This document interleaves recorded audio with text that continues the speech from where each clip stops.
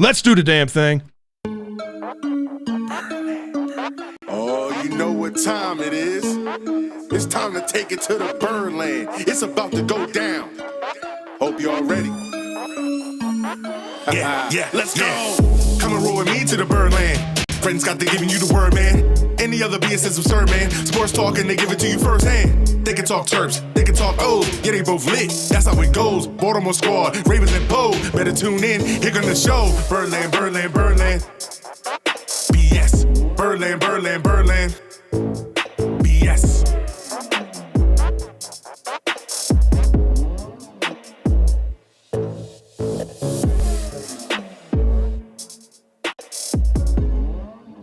It's all about that BS, baby. You know it. What's up, BSers? Bittersweet show tonight. It is. Hopefully you got your tissues. It's going to be an emotional one, I'm sure, for most of us, some of us. I don't know. Yeah. We'll talk about it. Fred, Scott, James, and Mr. Joe Carlozo is joining us today in the studio. Appreciate it, Joe. I hope that doesn't. I knew that was coming. Damn it, James. I knew that was coming. Someone hit the wrong button. No, it wasn't I hit me. the right button. That's all right. All right. I hit the right button. Wow, man, it's been a while, man. Appreciate you coming out. Filling in for Drew while Drew is down at the Drew and Ryan in a mosh pit, getting his rage on. Rage Against the Machine show for sure. Yeah, holding on to that youth. Hold on to it, Drew. It doesn't last long. Soak it in while you got it, buddy. I'm pretty sure he's older than me by a few months, so yeah, hang on to it, buddy. And then we got James over there that's playing around with my desk now. Yeah. I gave him a toy, and he's just at this point. I don't know what to do. We'll just see it. James is in the standing position on the desk because he wanted to be unique today. Give somebody an inch, they take a mile, Kyle will break it later. or they take 6 feet 2, whatever time. Hey, look, he's dropping it. He's dropping it like it's hot. Look at that. Oh, man. All right, man. Well, we got a lot to talk about on tonight's show. It is a very Orioles-centric show, as yesterday was kind of an emotional day, I think, for most of Birdland. It's one of the fan favorites. We'll now be wearing another shade of orange. We talk all things Trey Mancini. And hey, look, today we learned that the moves didn't stop with just Trey. As another feel-good story here in Baltimore, he packs his bags and he's headed up to the Twin Cities up in Minnesota. So how do the Orioles respond to these moves? And will they be able to stay in the thick of things in the wild card? We'll get into all that here shortly. Yeah, the Ravens hold their annual stadium practice with training camp now officially underway. Social media goes in a bit of a frenzy over some good and bad takeaways from the practice. Let's pump the brakes. We're talking about practice, and we're talking about one practice, so we're going to dive into that and what was good and bad. But before we do, Fred, obviously, I don't know how many times we got to say this damn thing, right? The team at Bowers, Hassan, and Herndon, it's the team that formerly we used to call MD Crash. Same guy, same team, except they've expanded. They got more lawyers. They're handling a lot more broader spectrum of cases. They can still handle your auto accidents, your injuries at work, whatever it may be. But the team at Bowers, Hassan, and Herndon can also help get those family law issues. Divorce to custody and child support, and if you get in a fight on the street and you wind up knocking somebody out, okay. That's better than murder. It is better than murder. But they handle that too. Or sexual allegations. I mean, pick your choice. But no, look, hey, the team over there, they're an awesome team. They're really responsive. You can call or text them anytime, 667-220-6500. Call them at any time for any of your needs. Again, that number is 667-220-6500. Call or text them anytime and get the team at Bowers, Hassan, and Herndon on the case for you. All right, fellas. Like I said, it's time for some bros, bows, and O's. We got a lot to digest today. Well, let's start before we get into him. Let's start with the team. This is a team sport. All right. Okay, the team. They're still at 500. They're actually one game above 500 now. One game above. Keep going up, down, up, down. 52 and 51. They took 3 of 4 from the Rays. Yep. 4 of 7 versus the Yanks and the Rays combined, which is good. I'll take that. Hey, if you're winning against the AL East, 4 out of 7, I'll take it any which way you get it. Little stumble against the Reds, but, we'll get into it a little bit later, a lot later, I should say, because we got a lot to unpack otherwise. Yeah. But, the stumble against the Reds, I think some people are overreacting because they're not looking at who the opponent actually is right now. Right. So we'll get into that. And really got off on the right foot last night, as to your point, that 7-2 victory was nice because they controlled it from from the first pitch. It was. Literally. I mean, literally the first pitch, you got Cedric Mullins leading off the game with a home run. And obviously the team had, I'm sure, heavy hearts, right? You know, they're dealing with a lot of emotion as all the news came out right before they're getting ready to go play. So yeah, man, let's talk about that. Because like I said, it's been an emotional 24, 48 hours, I think, for a lot of O's fans. We'll start with fan favorite, locker room favorite, and the heart of this exciting 2022 team. Trey Mancini officially traded to the Houston Astros yesterday. I think you've got. Let's preface. We're gonna break down who Trey is first, and I know a bunch of you are gonna start chiming in the chat room. We'll talk about it. We'll talk about the trade itself and was it the right thing. But let's first talk about Trey, the man, the person, the Baltimorean that he's become. And what he's meant to this team in this city. And we get it, man. There's going to be fans on both sides of the emotional roller coaster with this whole thing, right? Some just both sides can't of this believe, room, I think. Some can't believe Elias did it. Some that understand the business side of it. And you know what? It's okay to feel both. You know, if you could be on one side, you could be on the other, or it's okay if you feel both. Because I think both sides have arguments to be made and make sense, right? But Trey, I mean, what he brought as an Oriole, just not another guy who wore the uniform. I haven't done this in a while. Hats off to Trey. A guy, I mean, he embraced everything it meant to be an Oriole, right? We all know the stories and the off the field struggles and issues that he had and things that he had to overcome, man. Not to cut you off for a quick second, but you know, we talk about when it comes to the Ravens, we talk about the Raven way, right? Yeah. The Orioles, it was the Baltimore way. Like play like a Raven, it was the Baltimore way of doing things. Yep.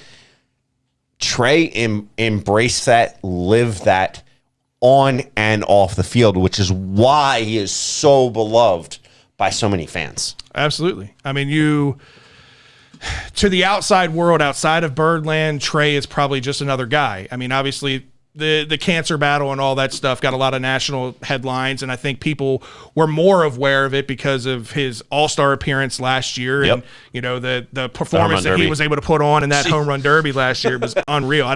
It was just cool for them to recognize him and have him be a part of it, I thought. But for him to get to the final round the way he did, put up the numbers he did, again, just a few months removed from his last treatment dealing with cancer.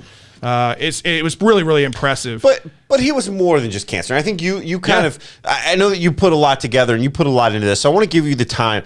Tell the fans, remind us. I don't think any of us really need reminding, but for any new listeners out there, maybe our Ravens fans that don't always tune in for the Orioles, remind them who Trey actually is to the Orioles in Baltimore. You got to set where he debuted, right? Because you think of all the years of losing baseball, right? We went through 15 years of losing baseball before we. Why has he got to bring that up, Joe? Finally, why has he got to do that? We finally. I have no idea. We finally find a little bit of success. We have some of the minor league guys come up at the right time. Manny Machado was a big part of it, right? And Trey was kind of that final piece, that last piece before the big, let go of everybody in 2016, because he came up that final year of success before things went bad. He got a little taste. That was that year that the Orioles went to the wild card game in Toronto. The Zach Britton game. The Zach Britton game. The Zach Britton to not be game. Oh, wait. You mean the Ubaldo, the guy they're bringing back? Yeah. Right, exactly. For a celebration of what? I don't know. We'll get into that later. That's a whole other thing. Yeah, right. Exactly. But again, I mean, you're talking about a guy who came up with the Orioles. His first 2 career hits as an Oriole, home runs. Boom, boom, boom was his name for a reason. Yeah, and then obviously his last now hit as an Oriole, a home run, not a traditional home run. Not a pretty home run. Not a pretty home run. Not a majestic home run. But it was a home run in the scorebook, and that's what matters. For it to happen on the day it happened, man, recognizing toss me those goddamn tissues. Right. We all know the relationship he had with Mo and the bond that they had and whatnot. To do that on the anniversary and the way it happened, hitting off the guy's face, the ball ricocheting 100 feet away from a mile away where nobody was. Right in the kisser. I mean, he took it. You see the slow-mo, it's hilarious to watch. And if you listen to Lowe after the game, one of the things he said all game, he was able to see everything. But it was just that situation, the sun came out, and it was enough. Yeah. And it got me thinking, I got chills kind of watching it happen, but then I heard that interview, and I'm not a huge believer in stuff like that, but it's hard not to be like, was there not more at play here? Who knows, when man? When ultimately the guy says, look, all day I was able to see the ball. That's why you didn't see my sunglasses on my face. They were on my hat, and it just so happened that moment the sun decided to come out. And I wonder where the sun came from. And then if you pay attention even later in that play, to me anyway, the play at the plate, to me it looked like the catcher got the ball early enough and should have been able to extend over, but he kind of stumbled, and it almost looked like he hit a wall prior to him actually touching home base. It's just unbelievable the way it happened. But, Trey is a guy who, beyond the off-the-field stuff, man, and you hear everything that the players talk about, he was the unquestioned leader of the clubhouse, man. Again, after all the trades and the dismantling of the team that they did back in 2016, 2017, and Adam Jones was let go, Nick Markakis went to the Braves, and Trey became the last kind of man standing from that 5-year run, right? That 5 years of what we want to get back to, the success that we had been clamoring for years. I mean, 15 years of losing baseball, right? So he was kind of that last piece, and every player that has ever spoken publicly about Trey has always had such amazing things to say about him as a person and as a teammate. They've actually talked to a few guys after the game. Yesterday, I talked to Adley. Adley's only been with the team for, a couple months now. But, obviously Trey also gets involved with these prospects and puts himself out there as a mentor, as a guy that they can lean on when they have questions and whatnot. Yeah. Natalie said he's a guy that I look up to. A lot of guys look up to. When you talk about a guy who's a leader, who's a team guy, that's him. He's the gold standard. Yeah, I think the thing that you got to look at here, right, is I love your boy Seti, right? Yeah. We saw the transition when Jonesy left. We thought it was Seti that was taking the reins as leadership, as center field, as leadership for this team. And it actually wound up that, Seti may be playing a role, but to your point, you said the unquestioned leader. Yeah. And it really gets you thinking, and it's like you sit back right now and you look and you say, who's the leader on this team now? I don't know that I have a solid answer, because the other day it was 110% Trey. I honestly, if you want my honest answer, and Joe, I'll let you chime in on this too. I think the way that they're positioning this team, it's going to be Adley. As crazy as that sounds, he's only been here a couple of years. He's the rookie. He's the new guy.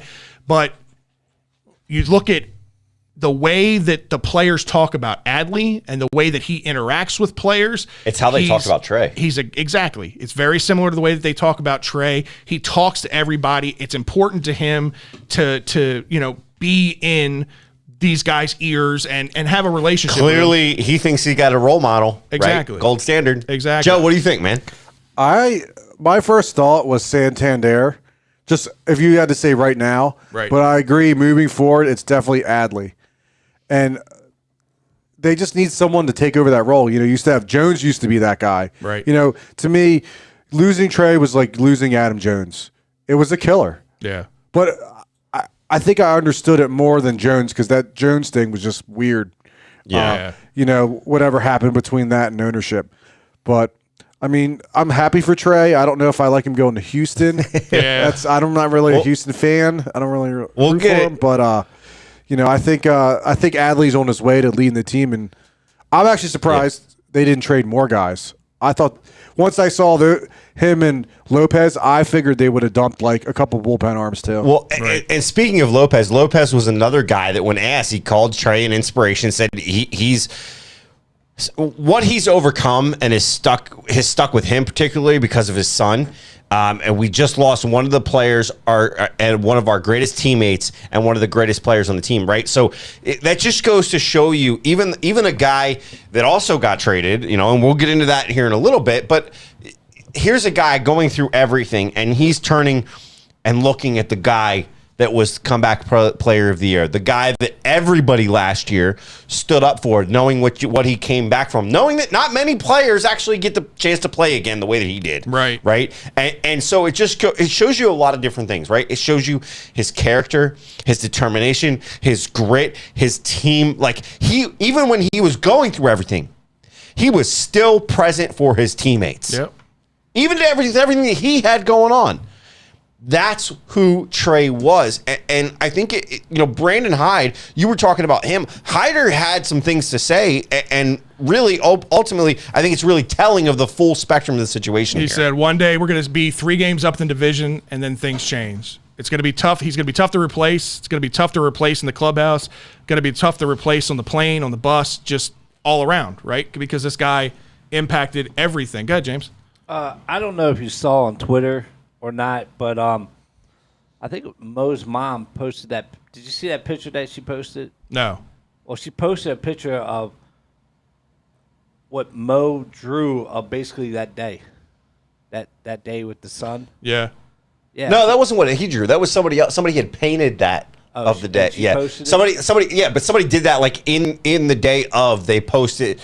They painted a picture to what he's talking about. It's a picture of Trey at bat hitting the shot, and there's literally a ray, almost like a ray of sunshine that's supposed to be Mo shining down on the field, and it was really touching. If you guys haven't seen it, I'll repost it on Twitter in a little bit. But really cool, man. She posted it. Like I said, I saw it. I didn't know if it was like, because kids, they draw all kinds of stuff. Right. I didn't know if it was that, but it was pretty intense. Yeah. And when you talk about Trey again, not just what he was as a teammate, but the bond that he had, I think, with the fans and the city. Because again, this fan, the support that Birdland was behind him through the toughest battle of his life, going through everything he went through with colon cancer. Like I know that. That's not the end-all, be-all with Trey, but, I mean, that was the first thing that he went to when they talked about him. I truly think that, like, if he's not in Baltimore, that all goes down differently. And here's why I say that.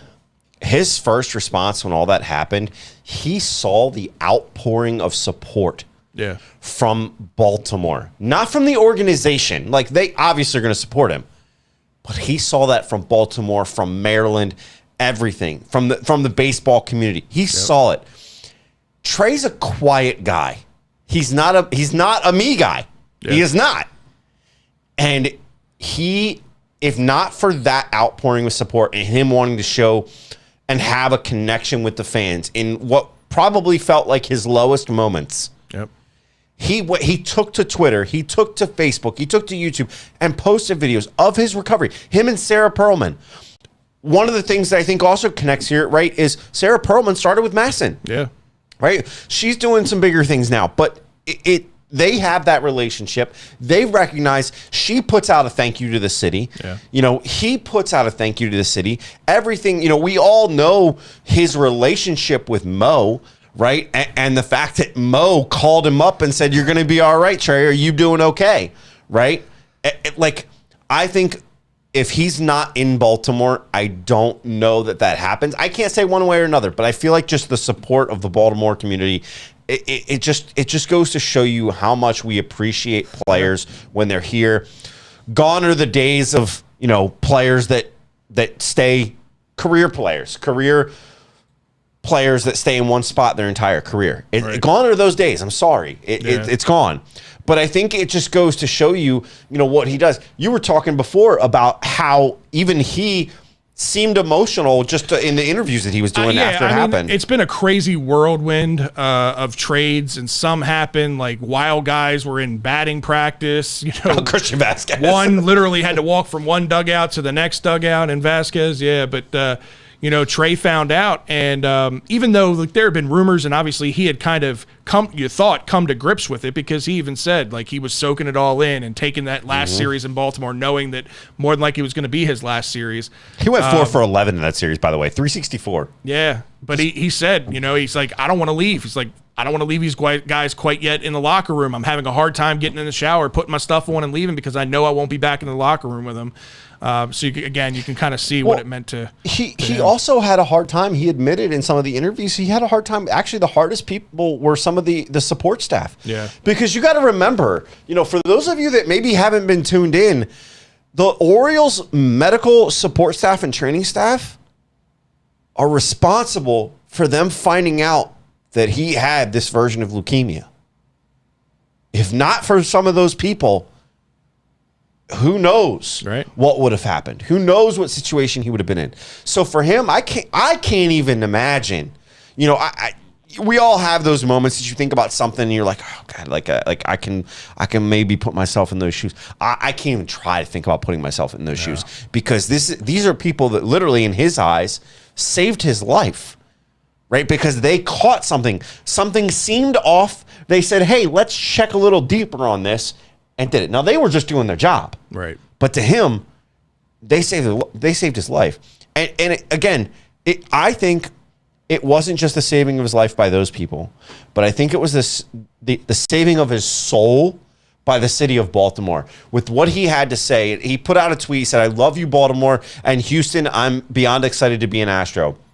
But he put in that tweet, it was a picture of what he had written up. He said, Birdland, words don't do justice what you mean to me. So I'll keep it simple. Playing for the Orioles organization and for the city of Baltimore was a dream come true for me. However, my love for Baltimore transcends baseball. My life was saved here. I met my dream woman and soon-to-be wife here. I met my hero, Mo, here. A huge piece of my heart will always belong to Baltimore. To every teammate along the way, to every coach, trainer, and staff member, to both front offices, to Angelo's family, and most importantly to the fans, thank you for the best 10 years imaginable. I love you all. I have a hard time reading that, I'll be honest, because that's emotional. When somebody writes something, you can tell when it's a canned message. Yeah. That was from the heart. No, it was, and you even saw it today, like in his press conference as an Astro. He talked about it. He said, "Listen, he's like, right now, I got to be focused on the now, and this year, he's like, I'm going to take more time at the off season to kind of reflect on Baltimore and what that means in the off season." But again, there's so much that involves Trey with this organization beyond just between the white lines. There's a lot to it.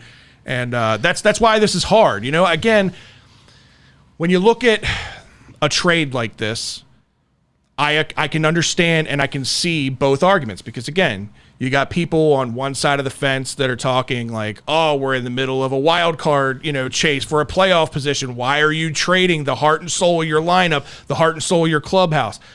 And I get your argument, right? But we've talked about it at ends. This entire rebuild, this entire thing had a plan, right? And it had a structure to it.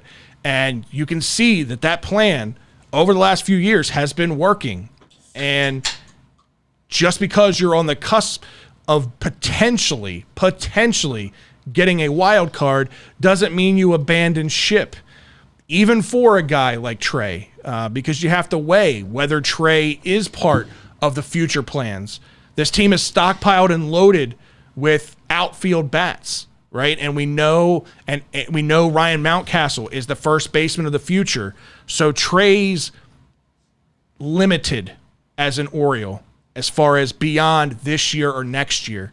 There's really not a whole lot of room for Trey if you want to see some of these younger guys get the opportunity that they're knocking on the door for. Yeah. So again, it comes down to a business versus emotion. And it is. And for those that have the emotion side of it, this isn't the last that we've seen of Trey, when it comes to being at Camden Yards, right? Because Orioles take the Astros on 2 more times this year, right? They're going to take them on a 3-game series in this month, the end of this month, the 26th through the 28th in Houston. But then he makes his return to Baltimore for a 4-game series, September 22nd, 23rd, 24th, 25th. Yeah.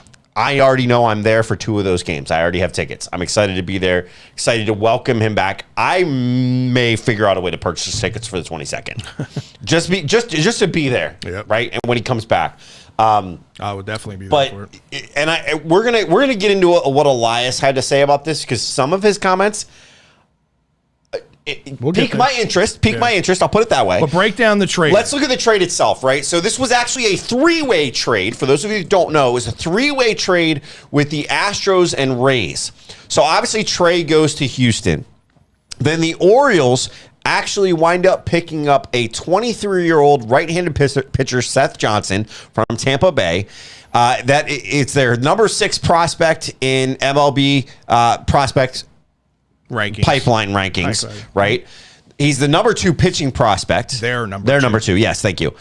So here's his stat line: 27 innings in 7 games. He's had 9 earned runs, 11 walks, but 41 Ks. Right, he's striking out almost 2 guys an inning at that rate. Probably this is Elias guy too. 3.0 ERA. Take that Tampa Bay pitcher. 1.259 WHIP. A+ arm. This is a guy that you want to have. He went under the knife, right? That's what that means. Oh, sorry, in high A. Sorry, but either way, even though he went under the knife for surgery this week, he's probably going to miss all of next season.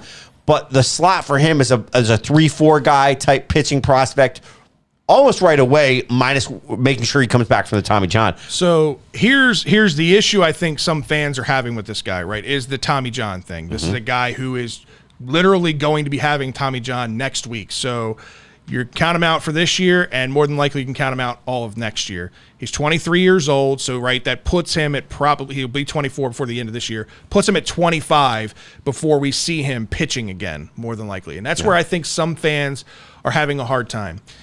But what you have to take a look at here is, one, what the market was for a Trey Mancini. Again, we hold higher value to Trey because of everything that we talked about and everything that is Trey Mancini versus what the league sees him in value to their team between the white lines, right?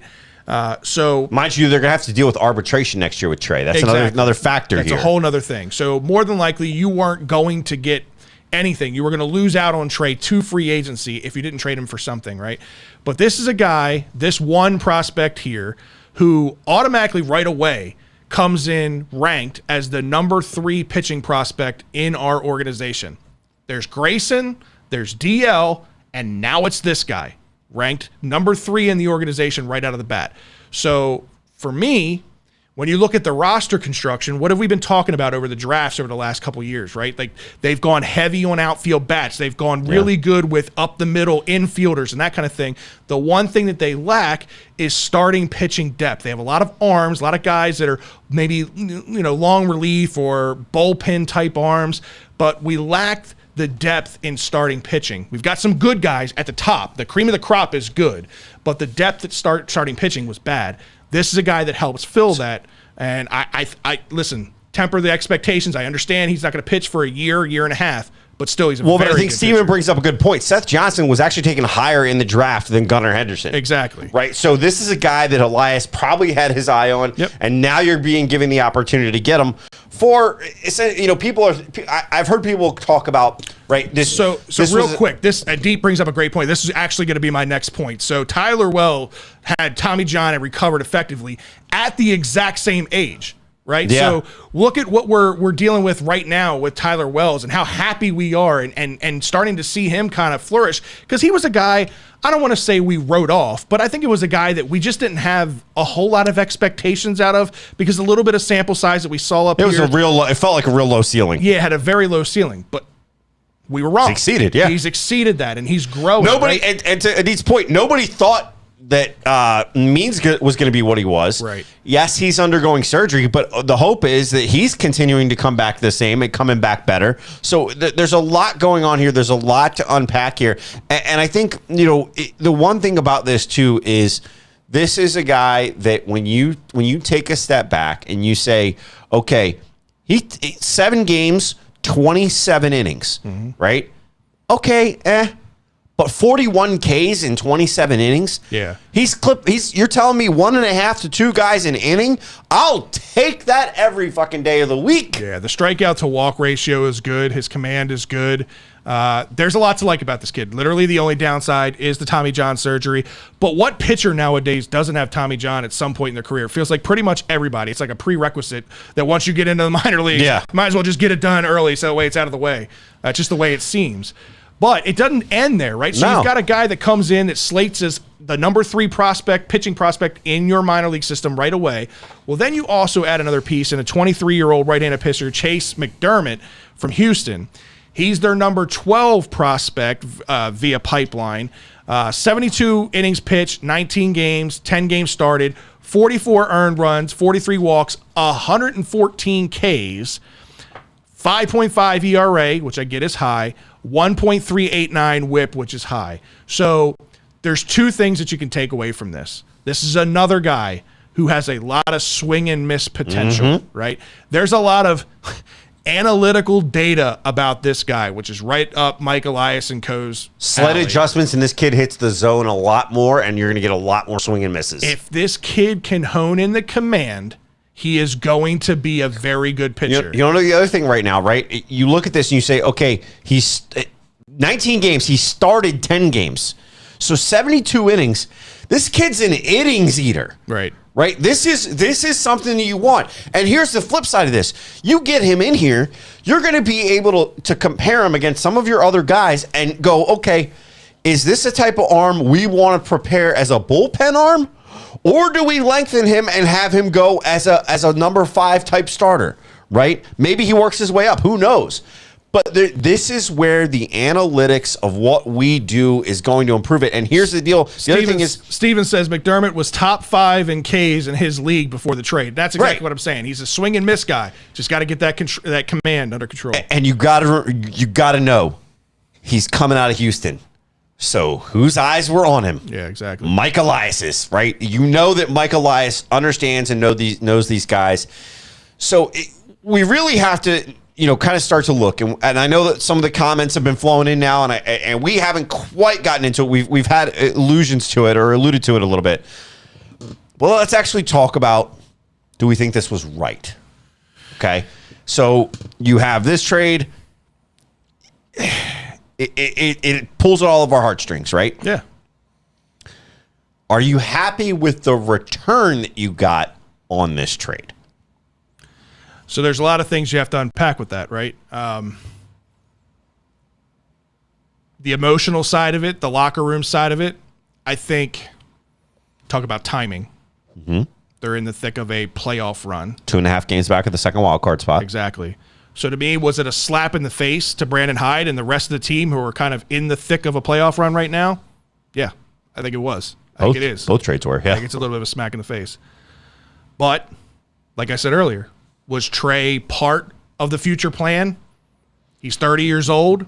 We're stockpiled with outfielders. We're stockpiled with first baseman options. No, he wasn't part of the future plans. I'll get into that in a minute. Go ahead. Were the Orioles going to sign him beyond this year? Obviously not. That was Mike Elias' decision. Were they going to sign him? If they were going to sign him, they wouldn't have made the trade. So you have to trade him at this point. We'll get into that in a second. Okay. Go ahead. How bought into this season and potential playoff run are you? That's the other part of it that you have to take into consideration, right? Like we talked about sticking the plan and understanding that we're talking about a third wild card position, which is a 1-game playoff, right? How bought in are you to, 1, securing that wild card position with Trey in the fold, and then 2, making an actual World Series run this year? I don't think, if you're a realist, nobody in this room believes that this team was a World Series contender. Well, a couple of weeks ago. Nobody Why in not? this Nobody in this room expected them competing for the World Series. We said they were a playoff team. They were fighting for a playoff spot, James. I understand But that, at the same token, nobody in this room expected them to be where we're at right now with 52 wins, already matching what they won last year. Nobody expected that. I don't think no, even you can go back. The week I co-hosted, I said they'd be 500. All right. Go back and look at the tape. But you have to, like we've talked about it all night, you got to separate the sentimental value versus it being a smart business decision.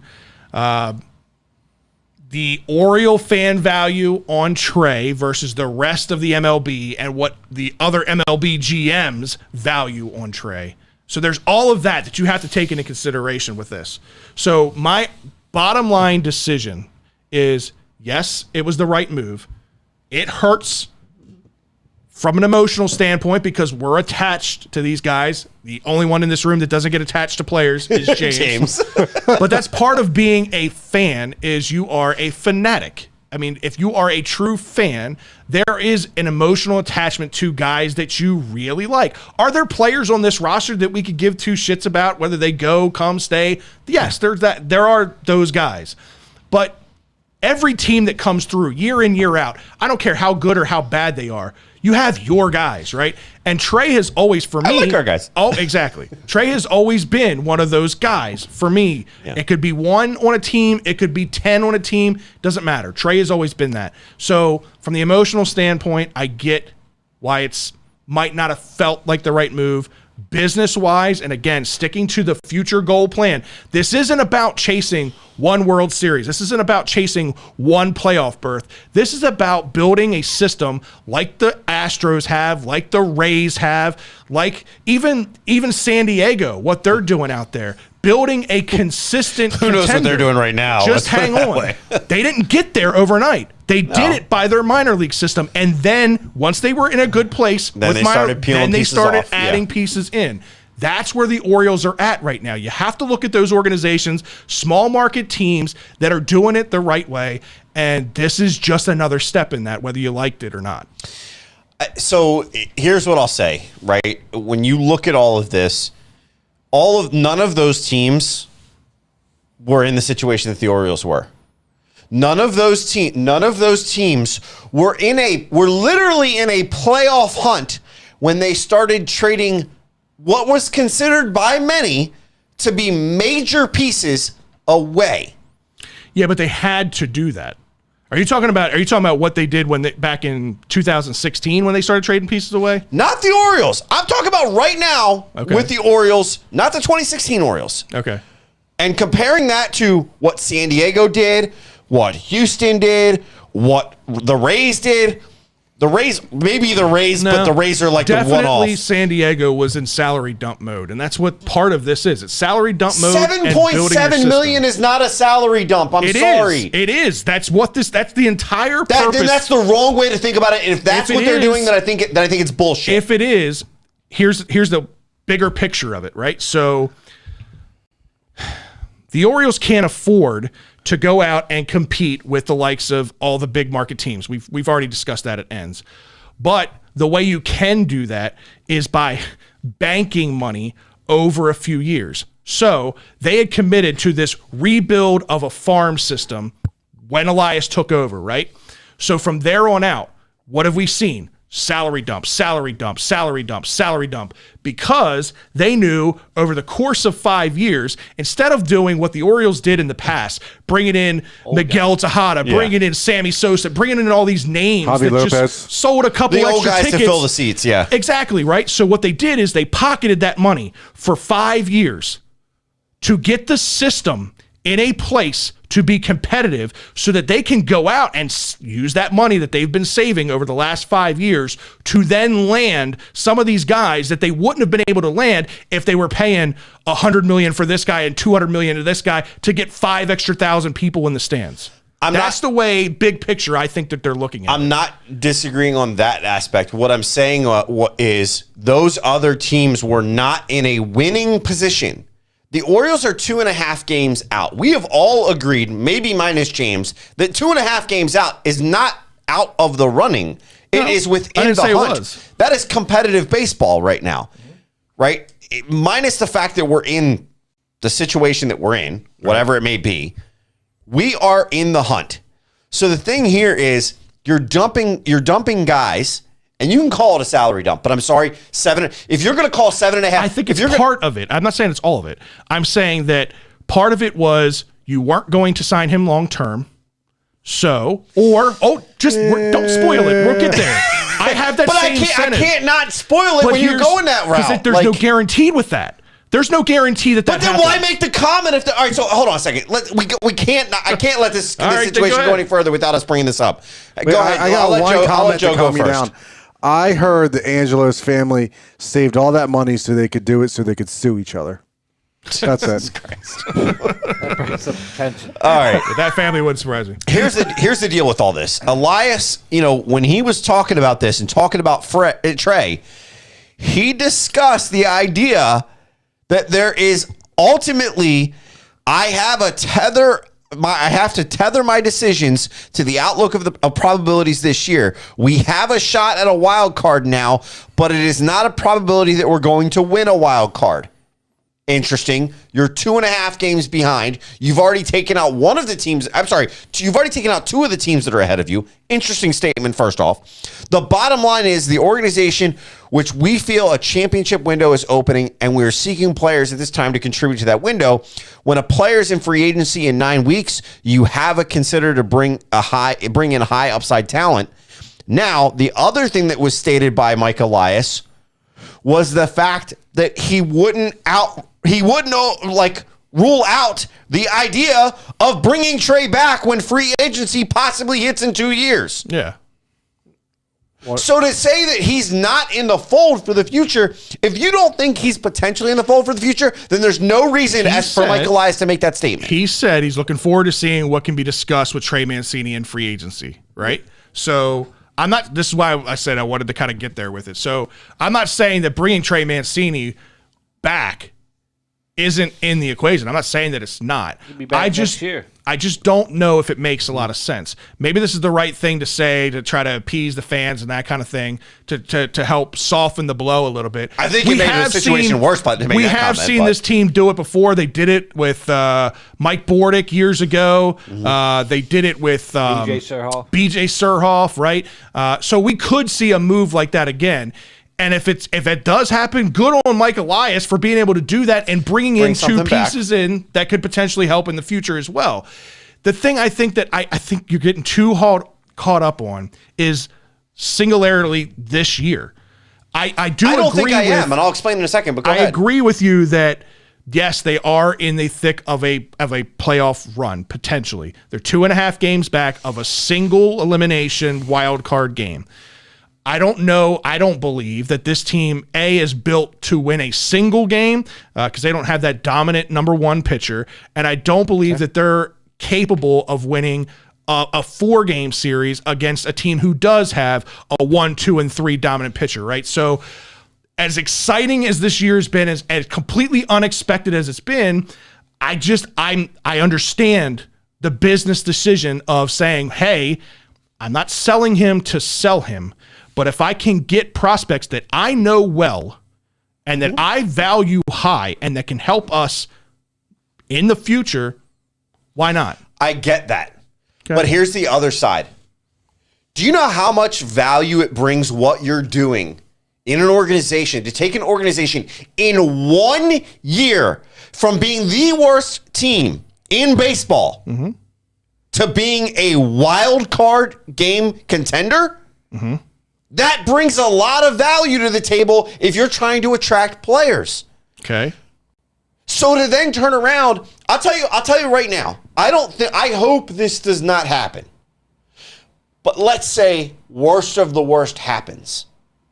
Let's say this team really starts to fall off somehow. Okay. What's going to be pointed to as the turning point? I don't think a guy hitting 260 and 10 home runs is going to self-destruct the team. I understand what he brings in the clubhouse and all that. We've already gone over all that.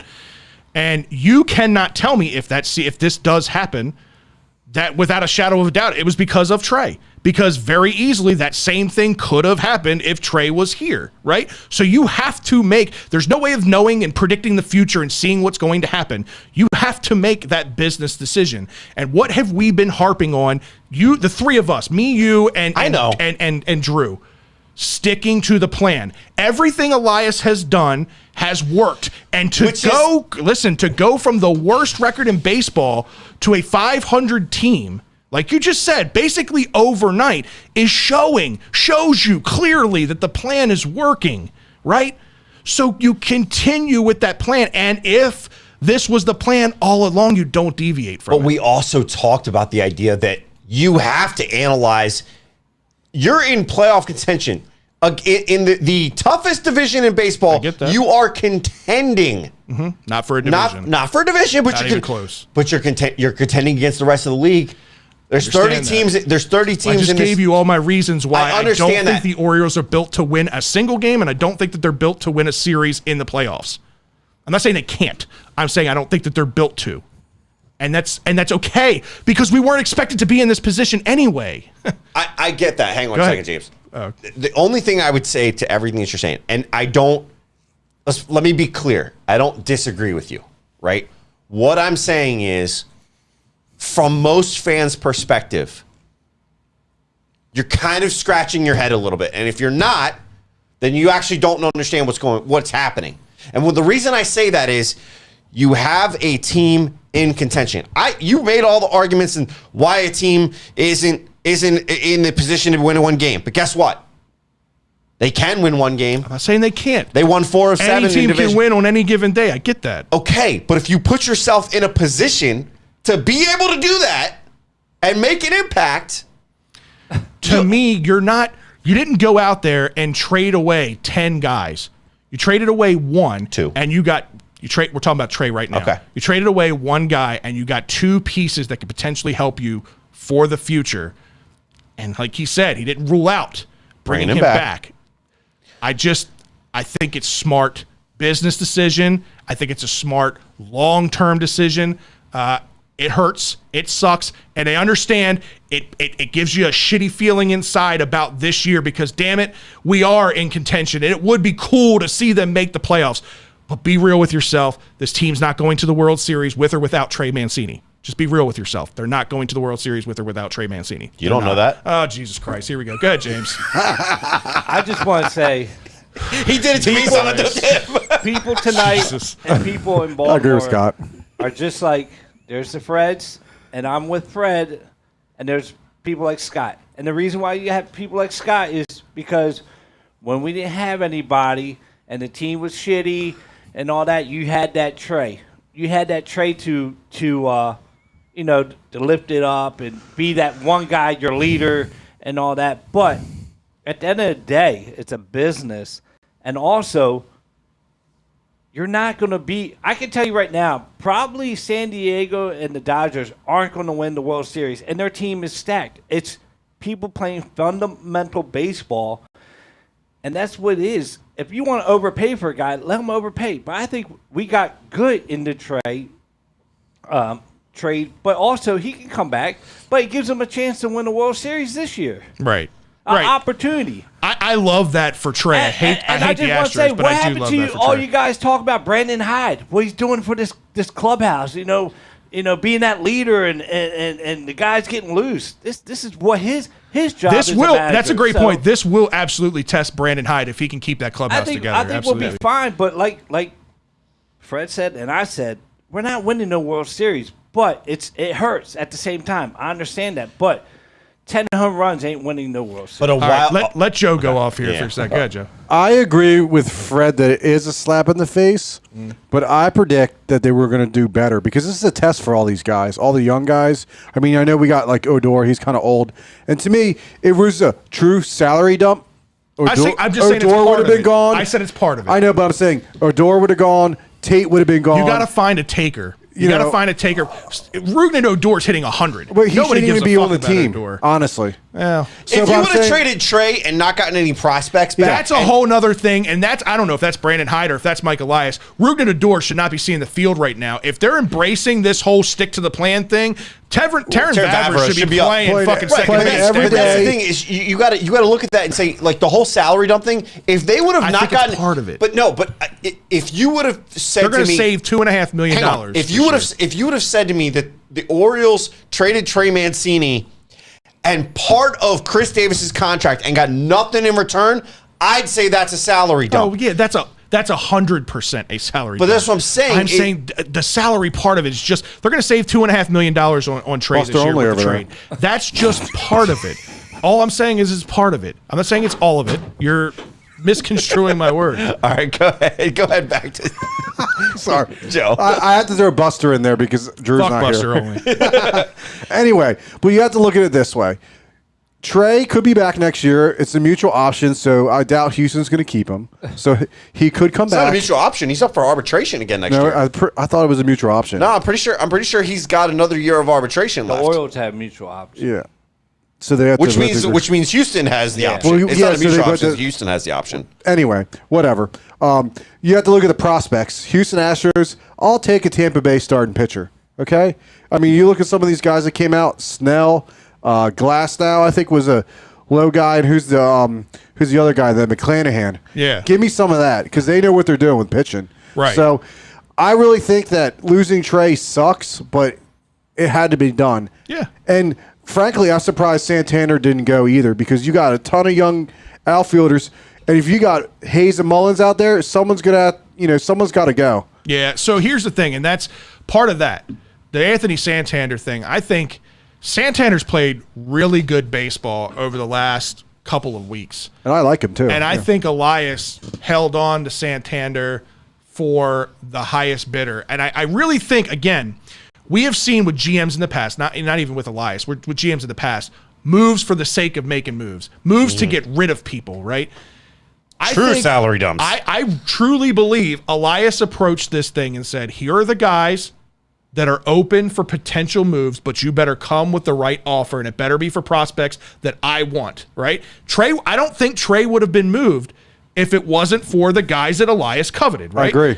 And I think Santander was dangled out there too, and I just don't think he got the value for Santander that he would have wanted, because I really think that they would have traded him because of some of the depth. Santander has an additional 2 years of arbitration That's left. what I'm Trey has saying. 1 year of arbitration Exactly. left. So to he's your got point, 2 you're years gonna of want more control. back. You're going to want more back. He's playing great baseball. He leads the team in home runs right now. Like, he's been clutch. Like, there's just a lot to like about him. That, again, he didn't trade him just for the sake of moving a person. Yeah, I think it's all interesting. I think I don't. To be clear, because I know that some of the chat rooms is saying stuff. I'm not disagreeing with what you're saying. My point was, I don't think there's a true justification at this point to a lot of fans that are saying, why are we sellers right now? Right. And I get what you're saying. You know, you're sitting here saying, well, we're sellers right now because we're sticking to what the plan was. Mm-hmm. Just because you have a plan doesn't mean you don't reevaluate. I'm not saying we've had that discussion, and we've been on.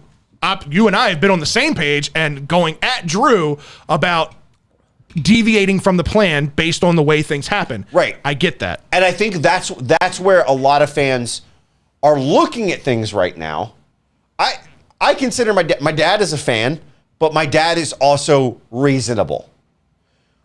And we haven't talked about the Lopez trade. We're going to talk about that in a minute. When that happened, my dad's response to me in text messages was, what the hell are they doing right now? Talking about Lopez or Mancini? Lopez and Mancini. The combination of both of these guys going. Mm-hmm. One is the heart and soul. Let's talk about Lopez. One's the heart and soul of your clubhouse. The other one's the heart and soul of your bullpen, and that's Lopez. Okay. The Lopez deal, he gets dealt today. The Orioles reach a deal with him and cash going to the Twins. Hasn't been put out there of how much cash right now, but we get this cash guy gets thrown around a lot. Yeah, and it's not Kevin. In exchange it's for 4 minor league pitchers.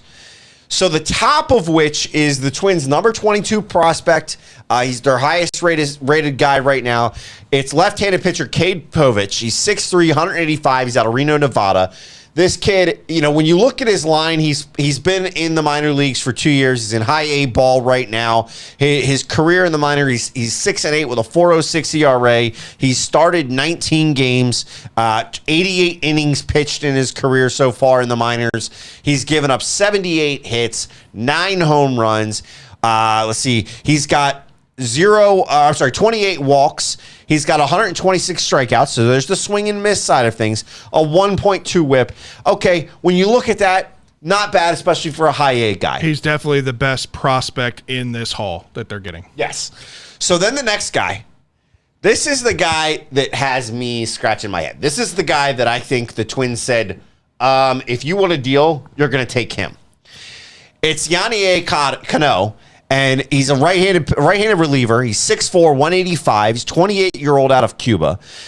He was signed to the International League in 2016 and then signed by the Twins in 2019. Not impressed with his major league stat line this year. That's for sure. Read it. He's been in a total of 10 games in relief. He has a 9.22 ERA through 13 innings pitched. He's given up 17 hits, 14 runs. He has 11 walks, 14 strikeouts. That is not a good ratio. His whip is 205.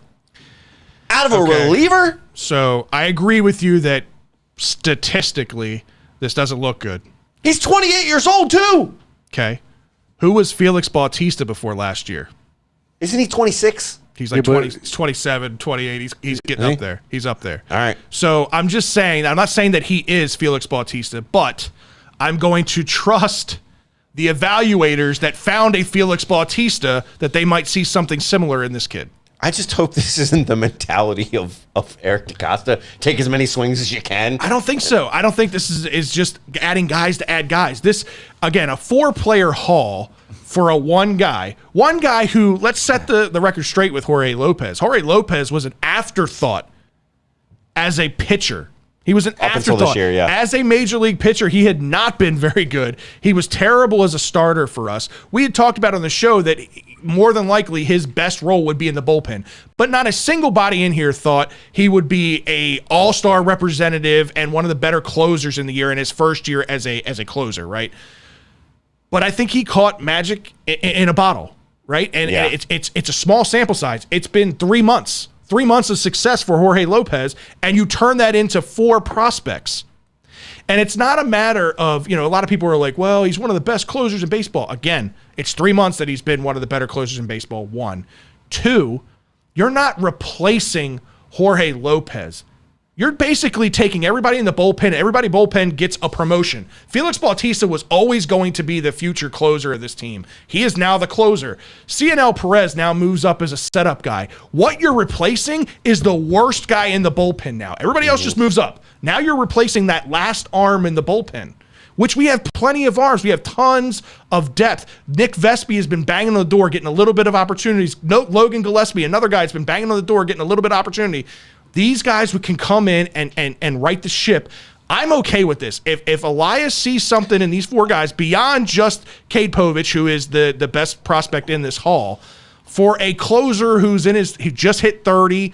Again, there's all the feel-good story about Jorge Lopez and his connection to Baltimore and everything with his son and all that. I get that. But again, you have to set emotion aside and look at the business side. It's very similar to me for Trey Mancini in the sense that he's just not part of the future success of this team. And again, it's a very small sample size. The only thing that I would say to all that is this guy has been the back end of your bullpen. He's been your anchor for 3 months. Has he been your anchor for 3 months? He has for 3 months. Okay. But in that 3 months, you have arguably one of the best bullpens in baseball, statistically a top 5 bullpen in baseball. Nothing changes with the rest of the bullpen. It's just Jorge Lopez. Again, Jorge Lopez coming in with all the saves. He's the anchor of that bullpen. Okay. When you don't have an anchor, it starts to affect everybody else. Felix Bautista is a big-ass anchor. Just because he's a big guy. I'm just saying. He's throwing 101. He's mowing guys down. He does look good. I'll give you that. Everything that you want in a closer. He is. We talked about it. He is Armando Benitez. He is Jorge Julio. He is the guys that we had when we were in our prime in the 90s when we were doing. Can you just let me play devil's advocate? No, you're not going to play because it's ridiculous. I understand the sentiment behind it. You just got to look long term. You got to look past the small sample size of success, because I'm going to tell you there's a bigger sample size of no success with Jorge Lopez. Whew, I'm losing my breath. I love Jorge Lopez and I love the story, and it was really cool to see him find a niche role, and I hope he has a very successful career. But we've seen it time and time again where closers, they have a very short lifespan of effectiveness, We've seen it even. There's very rare. The Mariano Rivera's, he's not a Mariano Rivera. No. The Aroldis Chapmans, right? There's not the Trevor Hoffman, right? There's only a few guys that you could think of, John Wetland, that were like great closers. Beyond that, there's closers. Zach Britton, who had a great year or two. Beyond that, they weren't anything. Their careers fell off. You cash in when the iron's hot, and that's what they're doing right now. And I get that, right? And the other two guys they pick up, a right-handed reliever, Juan Nunez, who has moved from a starting. He's moved from a starting role into a little bit more of a reliever role. They've had him start some games, but the expectation is eventually he'll be a reliever. He's 5'11", 190, 21-year-old out of the Dominican Republic. In his minor league career, through 2 seasons. He's in low A ball right now. He's got a 1.1 whip, which isn't bad. That's 76 innings pitched. Overall, 3.2 ERA. This year, he struggled a little bit more with a 4.85 ERA. Okay, not bad. I'll watch him. I'll keep an eye out for him. He's still young. I like the idea, right? Left-handed pitcher Juan Rojas was the other one, 6 foot, 165, 18-year-old out of Venezuela, an international pool guy. Again, been in their system for 2 years at this point. Overall, he's got a 2.57 ERA across 70 innings pitched. That's 14 games started. And again, he's one that I'm watching a little bit more because he's got a sub-1 whip, right? So that's something you're keeping an eye on. You're keeping an eye on. He's got 87 strikeouts, so he's striking out more than one guy an inning. I'm keeping my eye on this one. It's going to be intriguing. Again, it's still early for this kid. He has had struggles this year. He looked good his first year at 1.8 ERA. This year, struggling a little bit with a little bit tougher competition. It's the 3.6 ERA in 5 starts, 8 games total here, which is, again, why they're trying him in the bullpen a little bit. 30 innings pitched this year. He's given up 3 home runs and had 38 strikeouts. So, again, in 30 innings, 38 strikeouts, 1 an inning. Okay, again, I'm keeping my eye on the kid. I'm keeping my eye on these two. These are the 2 wild cards, right? If these two and Povich or one of these 2 and Povich work out, then 100% the value is there. The problem where have we been dumping all of our money? We've been dumping all of our money into scouting and these, the Dominican leagues and whatnot. I'm sure we've been scouting these guys. And I'm sure these guys have been on Elias and what's his face's radar, Sigmadel's radar for a little while now. So it's going to be interesting to see what winds up happening. But I think we just need to watch because a few of these guys they're a few more than 2 years away. They're 3, 4, 5 years away at this point. Joe, what's your take on Jorge Lopez and the trade? I think it was a great trade. Yeah. I mean, because we talked about it before with the draft. If you look, they took mostly hitters early on. Right. So they're behind in pitching. So they're going to try to supplement that with Trey and Jorge and get more pitching back. Even like when they traded Bundy, they got a bunch of pitchers. Right. And I think we got Bradish from that, which I think Bradish still has a ceiling. He still needs to. He done well his last start, but he needs to get back into it. And the command has been a little bit of an issue at the major league level for him. But he'll get there. For some of these guys, they're so young, like 18 years old. I mean, they can mold that guy and make him whatever they want. I don't know what the Twins organizations are like, but I have more confidence in the Orioles and what they're doing. Yeah. And if I was them, I'd be jumping up for joy going, all right. Everyone knows that we're close. I know you guys are arguing about, playoffs and all that. And you know what? Whatever the season happens to be, it is what it is. Let the ride begin. They could make it. They might not. Right. I predicted they're going to finish 500. I think they will. Maybe that makes it in the playoffs. And I hope. But you know what?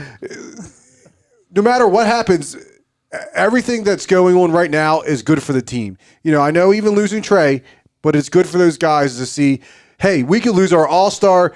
Adley Rutschman could be out for 2 months because he got, not that that's going to happen, he got injured or something like that. You need to find someone to be able to replace him. Right. So, yeah, I think it's good. There's a lot to unpack here, and you guys are right. And again, I'm trying to play devil's advocate because it's always sad to hear one side of a story, right? Yeah. So I try to give everybody the other perspective because I do.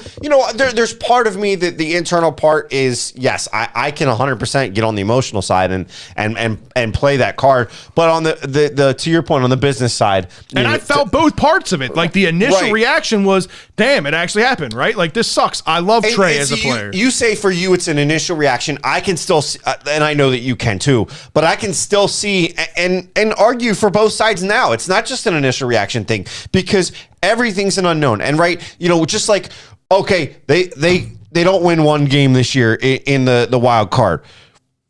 What if we could rewind time and be the Avengers, and Trey goes in there and we can find out what happened, and Trey becomes... There's always what ifs to every year. But that's my point, though, is we can play the what if card either way. Yeah. Right? And that's the hard part in judging how these come out, which is where it goes to your point of time is going to tell us. Right? Time is going to work itself out and let us know if this trade makes sense, if it's something that we want to do. But, just taking a quick second, because I know we talked about, and we didn't really dive into it, but the whole series against the Rays and Trey taking everything in, and the Mo Gabbard, and we talked about all that stuff. It really all kind of like, it was that feel-good moment. You were waiting for it to happen. It happened.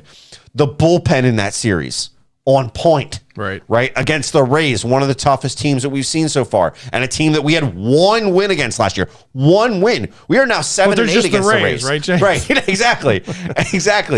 I had to get the Drew comment. Then you get the Red series, the Reds came into the series 38-60. So for everybody, it's like, why didn't you beat the Reds? Well, the Reds also may have been 28-60, but they're like 5-3 over the last 8 games prior to playing us, right? So they were trending up. They were looking better. Started off good on Friday with the typical late comeback. Wind up getting it. Santander with the 2-run shot. He does get drilled in the 9th with the benches cleared. That was an interesting situation. Yeah. Benches clearing there. Everybody come out. Nothing actually comes out of it. But then second game in this series, Terrin Vavra, to your point, finally makes his debut. After sitting on the bench, you get called up, and he sat on the bench for 4 straight days. It was ridiculous. And then they use him as a pinch runner to make his debut. Well, and then he comes out and makes his actual debut as a DH. Yeah. And I'm like, what the hell? Like, make Odor the DH. I think Vavra is, he's the better legs in that game. Goes for 0 for 3 with a man left on. Wasn't exactly pretty. The whole Odor thing, like, I love what he's done in the clutch, and he has been clutch in a lot of situations this year. We've seen him keep him on the bench and pinch hit him. Yeah, but again, a guy that's hitting below 200 and a guy that doesn't perform well defensively, like, what is he doing? Yeah. What is he doing? And if we're really bought into this whole, like, let's see what we got, let's progress along. Well, you got Vavra up here. You brought him up here for a reason. He has been playing a stellar second base in every level in the minor league system. Why not let him play there? You've got a plethora of outfielders. I understand Austin Hayes is having his struggles right now at the plate, but he needs to work through that. Vavra is going to be a second baseman. Does he bring value in being able to be versatile and play other positions when other guys need days rest? Yes. But his home is going to be in the middle of the infield, and that's going to be second base. There is no plan for Odor beyond this year. I'm sorry. Regardless of how much you like him and regardless of the clutch factor that he has, there's nothing of value to him beyond this year. So why are we not seeing Vavra? Which is why I think he would have been the trade piece. Go ahead, Joe. I got a good question for you. I just thought about this. So we have Gunnar and Jordan Westbrook, okay? Westbrook, sorry, and Vavra. Do we have a whole new infield next year? That's what we were talking about before. We have so much depth in the middle of the infield. We talked about this about a week and a half ago. Clearly, Joe doesn't watch the show anymore. He comes on and thinks he doesn't have to watch it. But no, we talked about that. The depth at middle infield, you're going to have to start to make some moves, right? You also just picked up Jackson Holliday. If he's here in 2 years, some of these guys are either going to have to go somewhere else or they're going to have to make moves on the field. One of the two is going to have to happen. But that's the other part of these trades that you have to be thinking of long term, right? I think Steven said some of them can wind up being trade pieces. That's exactly right. Yeah. All of these pieces that we're stockpiling aren't just for the future on the field at Camden Yards. They're going to be pieces that turn into other guys. When we start figuring out of all these guys that we have, who pops and who's going to work in the everyday lineup, and we need those extra couple pieces to plug in at this position or that position, or we need a couple extra starters. That's what these guys are going to be for. These guys are ammo to build for other trades, to add those pieces to, again, make you a yearly contender. Not a one fucking shot in the pan, not to mention year in and year out. Not to mention some of these guys that are currently on the team. And Mussolini on YouTube just said it. Mateo, Mountcastle, Urias, like, these are all guys that they're either going to be here in the long term or they're going to be trade pieces for further depth down the road. So there's a lot that can happen out of this. One guy that in the bullpen that I did want to bring up was in the Saturday series.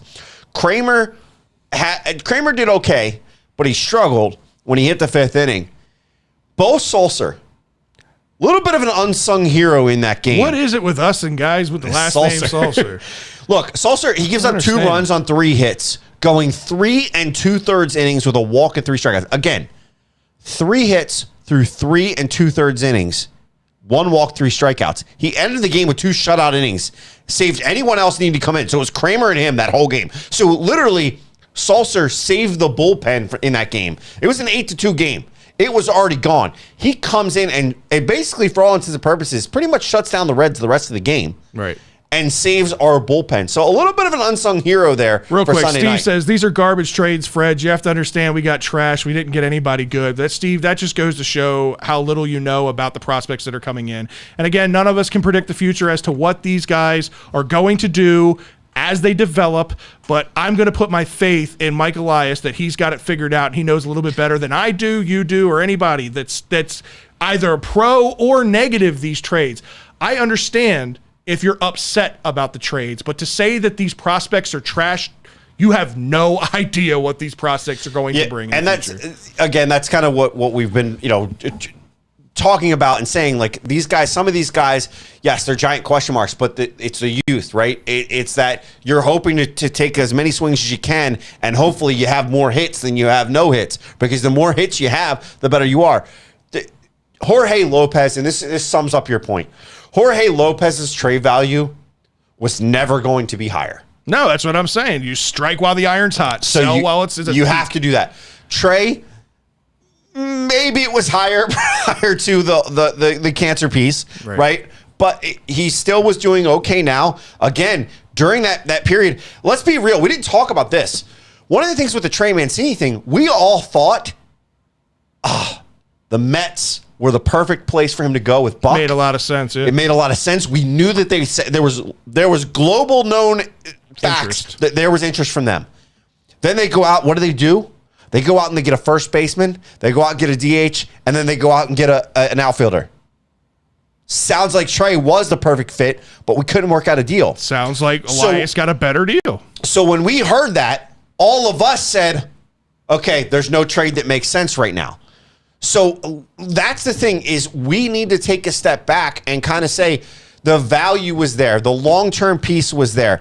Steve, come on, man. He says, let's state another fact. When this team gets good, they won't pay the guys ever. This is the cheapest organization in baseball. Your memory is way too short, Steve.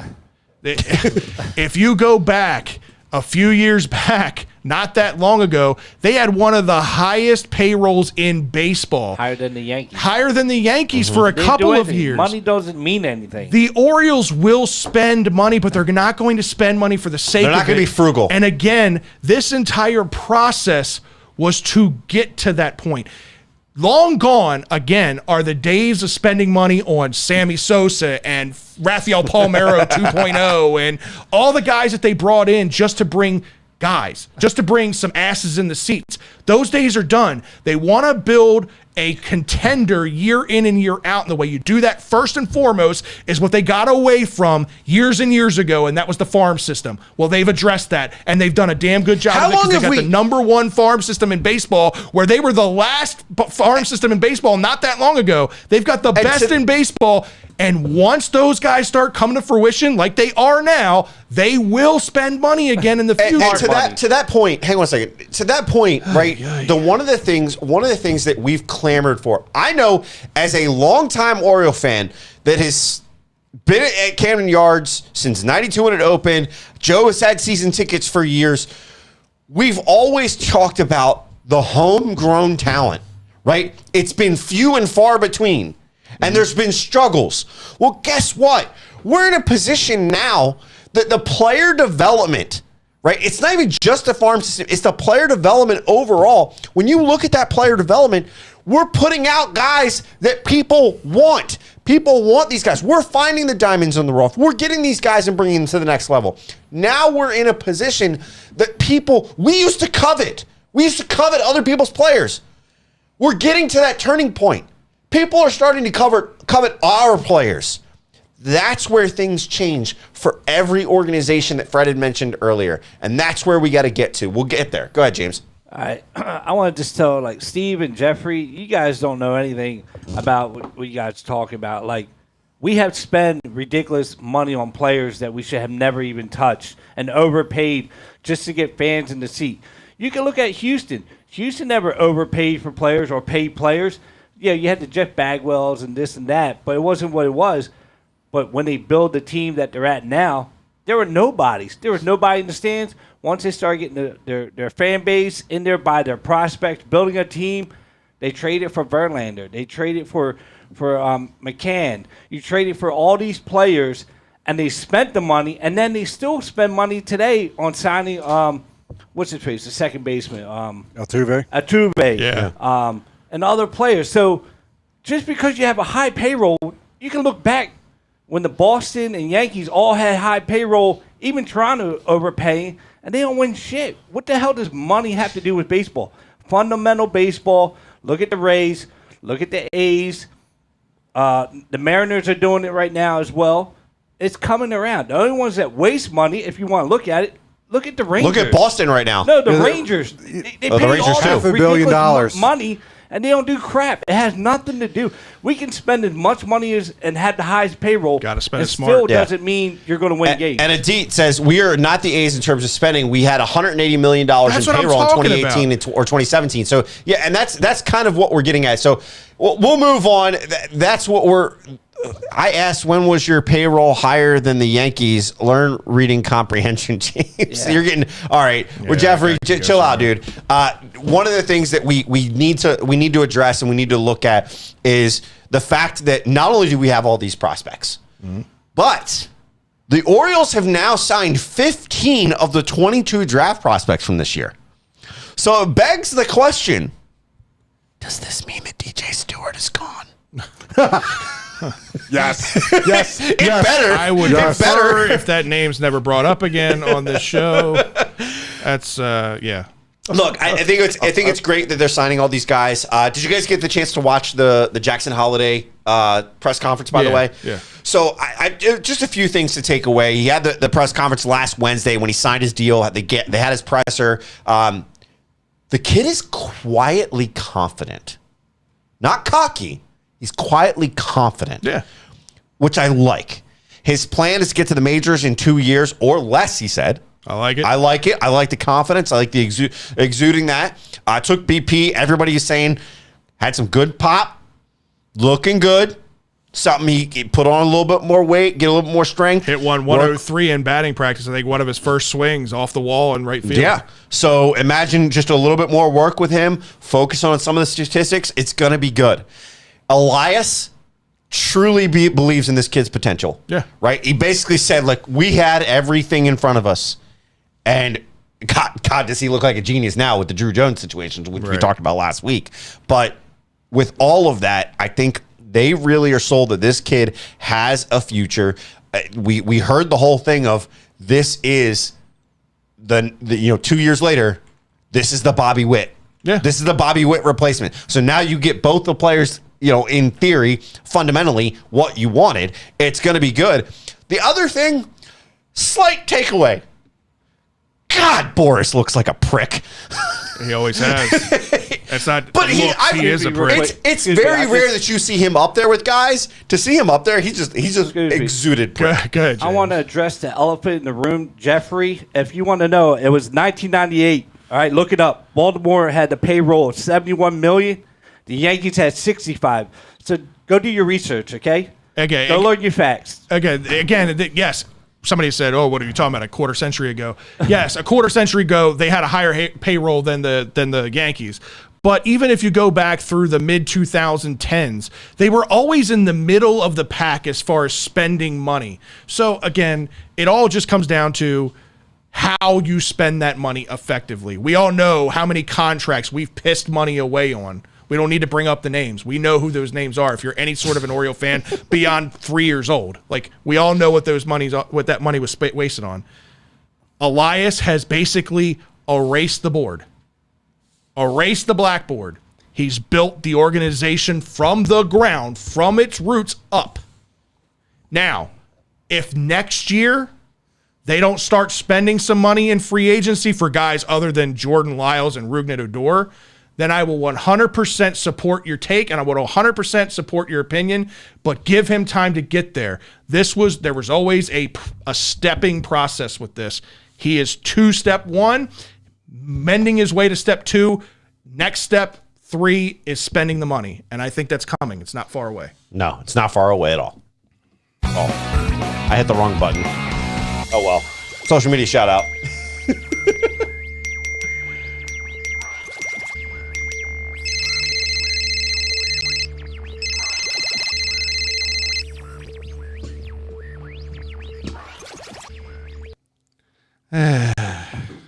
It's social media shout out time. Go ahead, James. What do we got going on over there? I'd be frustrated. I just want to also say to Mussolini, people who know me, I'm a baseball fan at heart.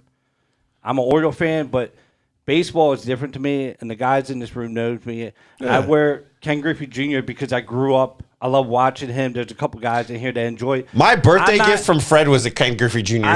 jersey. So my favorite player of all time is Vladimir Guerrero. So it is what it is. I have a lot of baseball jersey players because I love baseball in general. I love going to the ballparks. I love going to see different players.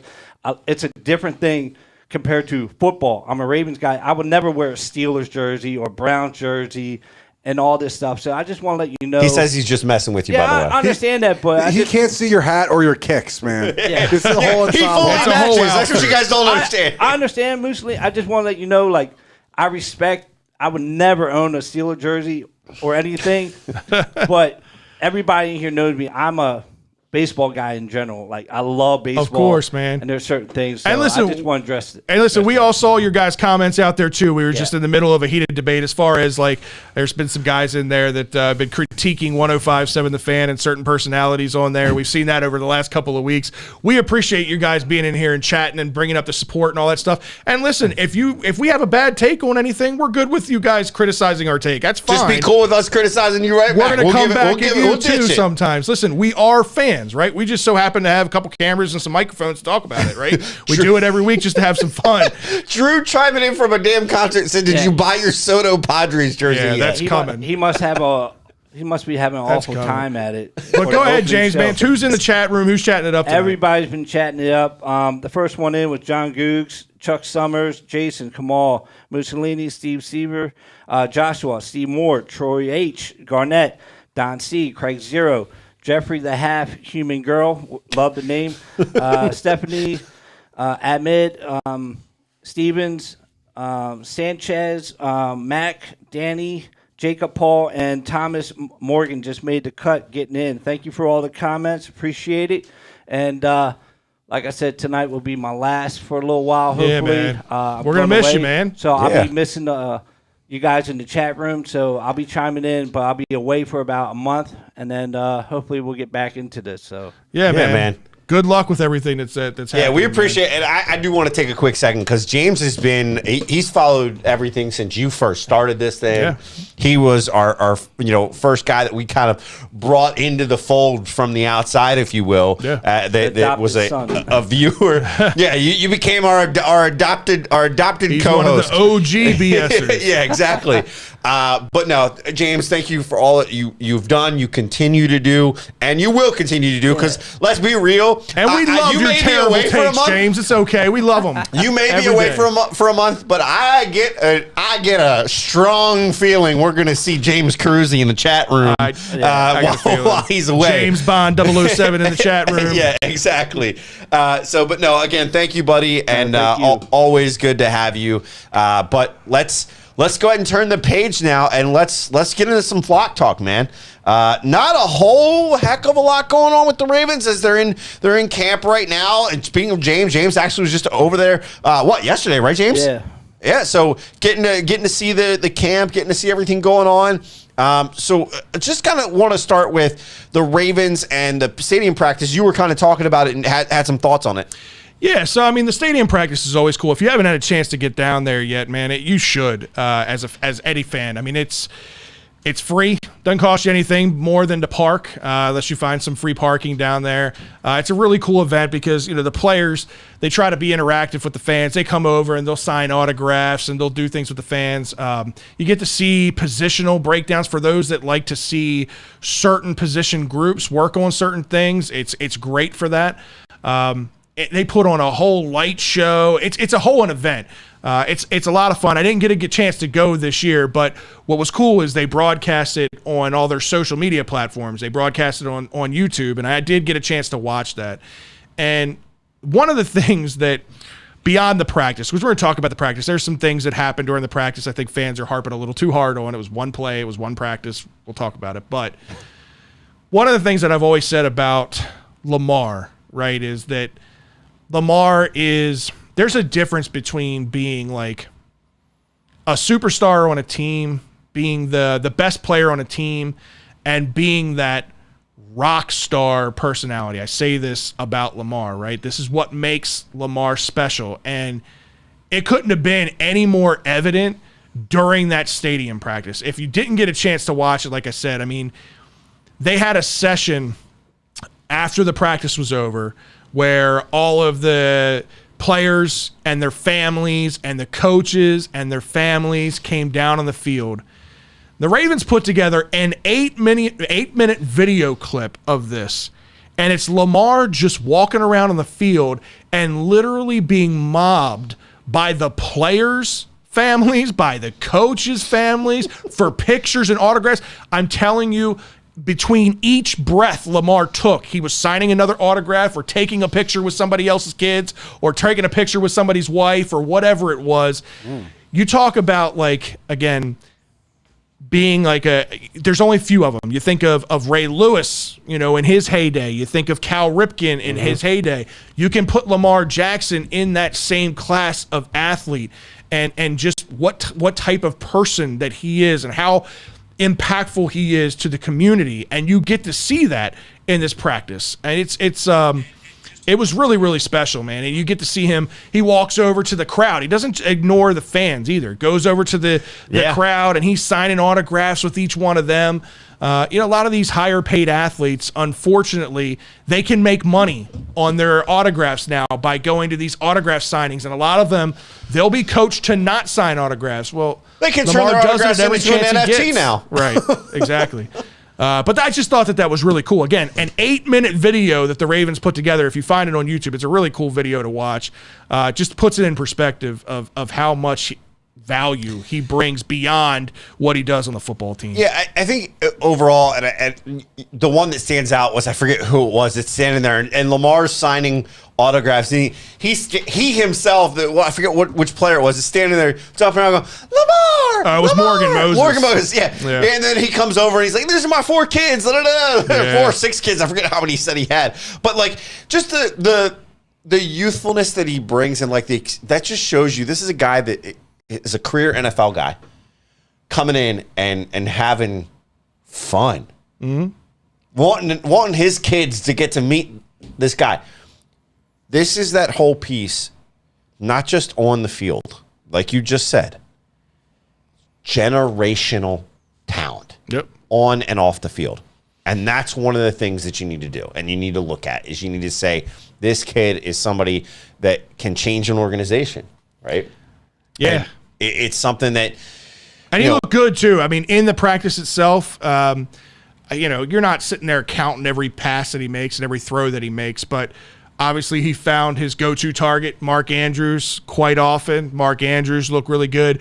But I think for me, what I was looking at the most was the wide receiver core, right? Because that's, I think, the biggest question mark right now is, are the Ravens content with the wide receivers that they have? Are they going to bring a free agent in before the season starts? What do the Ravens do? Well, you can't bank on them bringing in free agency. So you're stuck with what you've got. And, some of the guys that we've been excited about, the James Proches, the Devin Duvernays, the Tylan Wallaces, that just haven't had a whole lot of opportunity, they're starting to get that limelight now. They're starting to get that work, and you're seeing Lamar look for them more and more often. You're seeing Bateman become that number one wide receiver that he needs to I'm be. so excited to see him. He has to be that guy, and it's fun. You got Marlon Humphrey out there. They had Bateman lined up against, I think it was against Kevin Seymour, and Marlon came running over, pushed Seymour out of the way, and was like, "Nah, I got this," right? And they had this cool competition between each other, one-on-one. The number ones going after each other.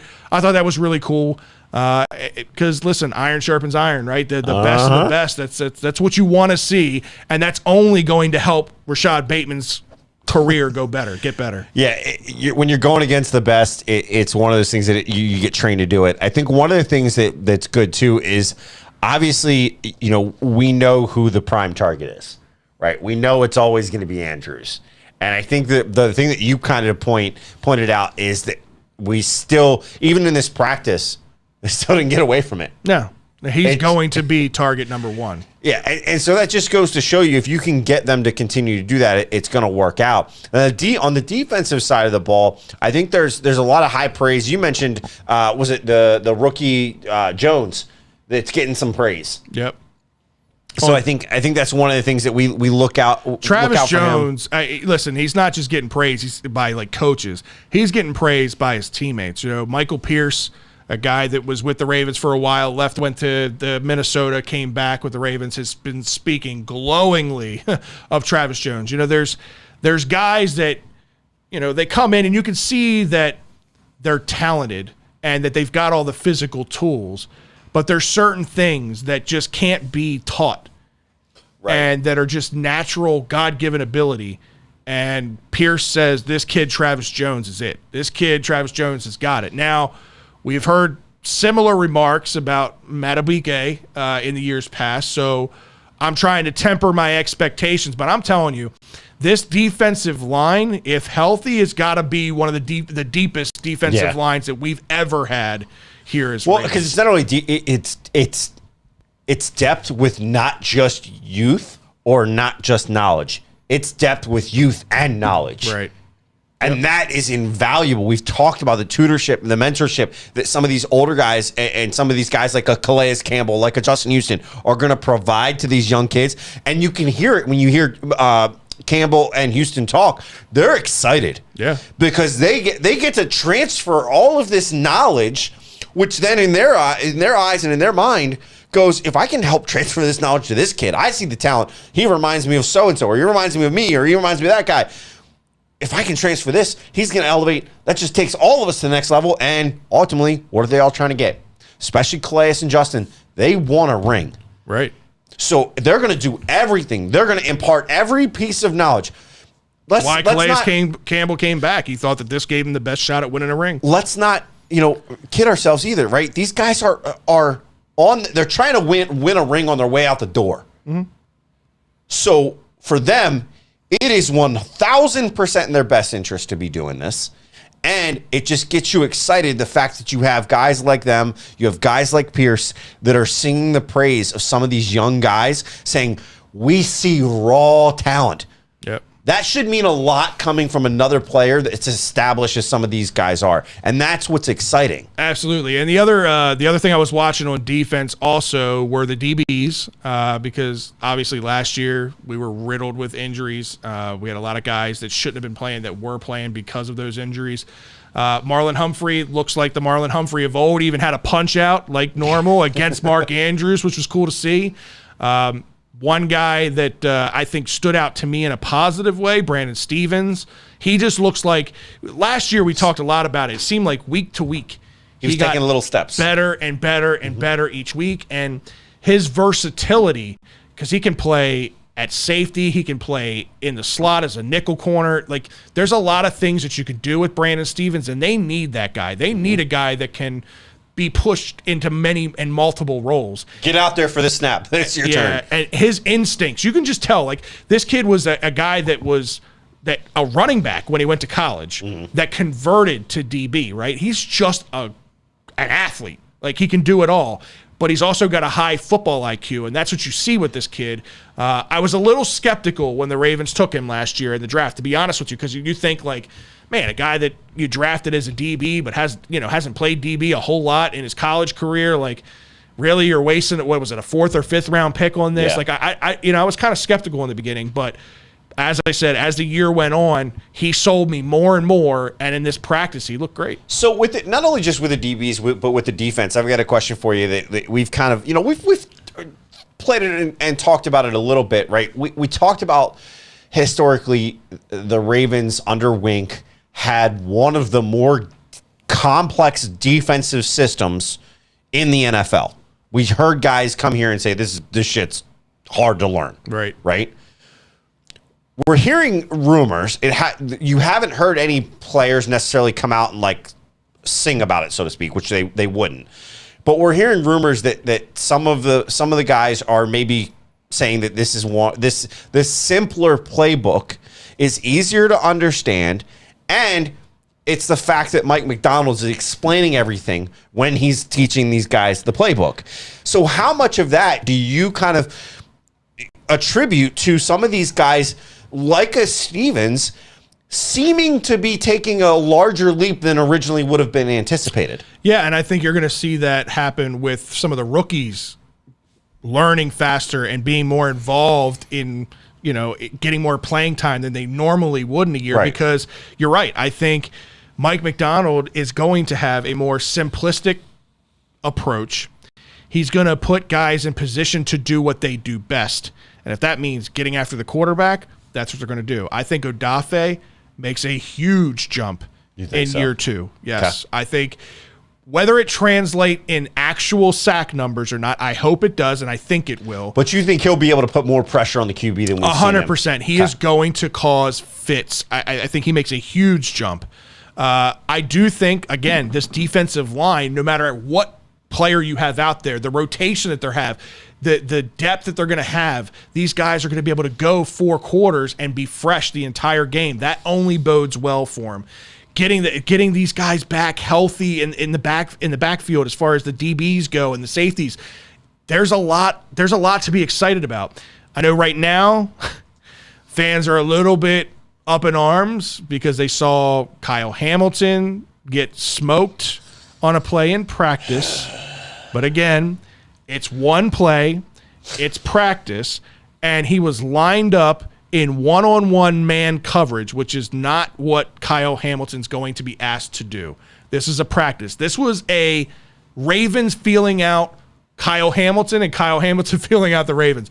Let's test the limits, see what this kid can do. In the quote spotlight, because this is a spotlight when it comes to up to a practice. Right. You're in front of everybody, you're in the environment. No two ways about it. He got roasted. Yeah. He got smoked. I didn't watch it live, but I saw the video. It was but pretty again, bad.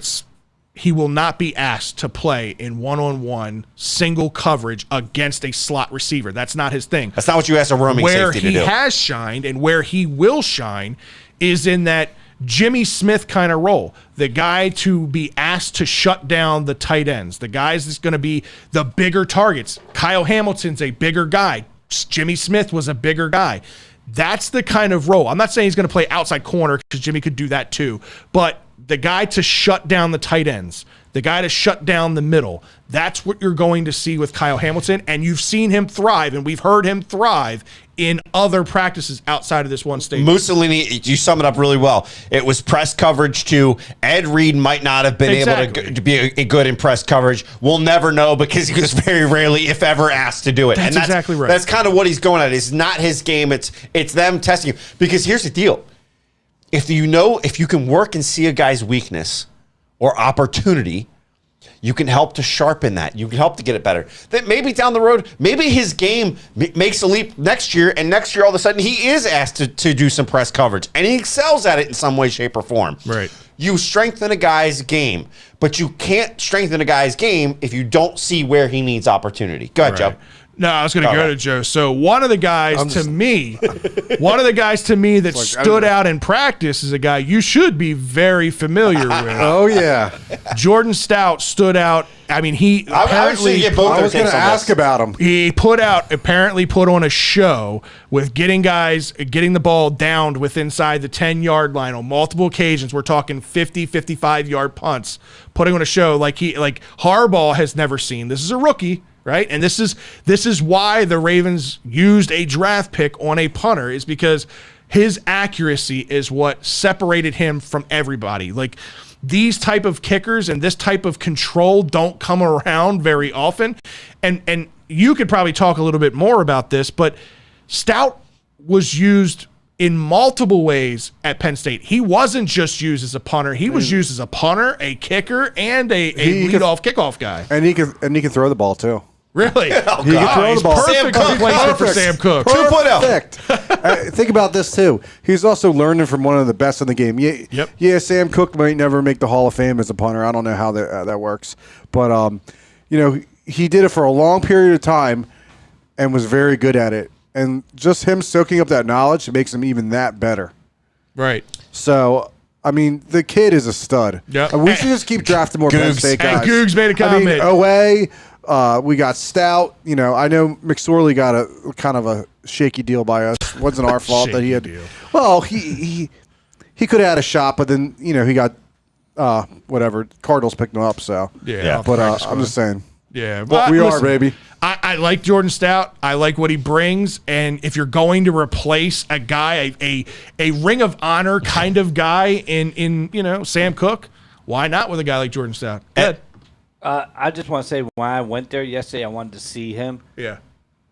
Since college, that man has bulked up even bigger, and he's tall too. He's a big kid. No, but if you would say anything that we saw him in college now, I don't know if he did any roids or anything, but he is big. He is a big guy, and he was standing next to He had some crab cakes or some pizza. Sam Cook was right next to him, telling him how to drop the ball, was working on technique there yesterday.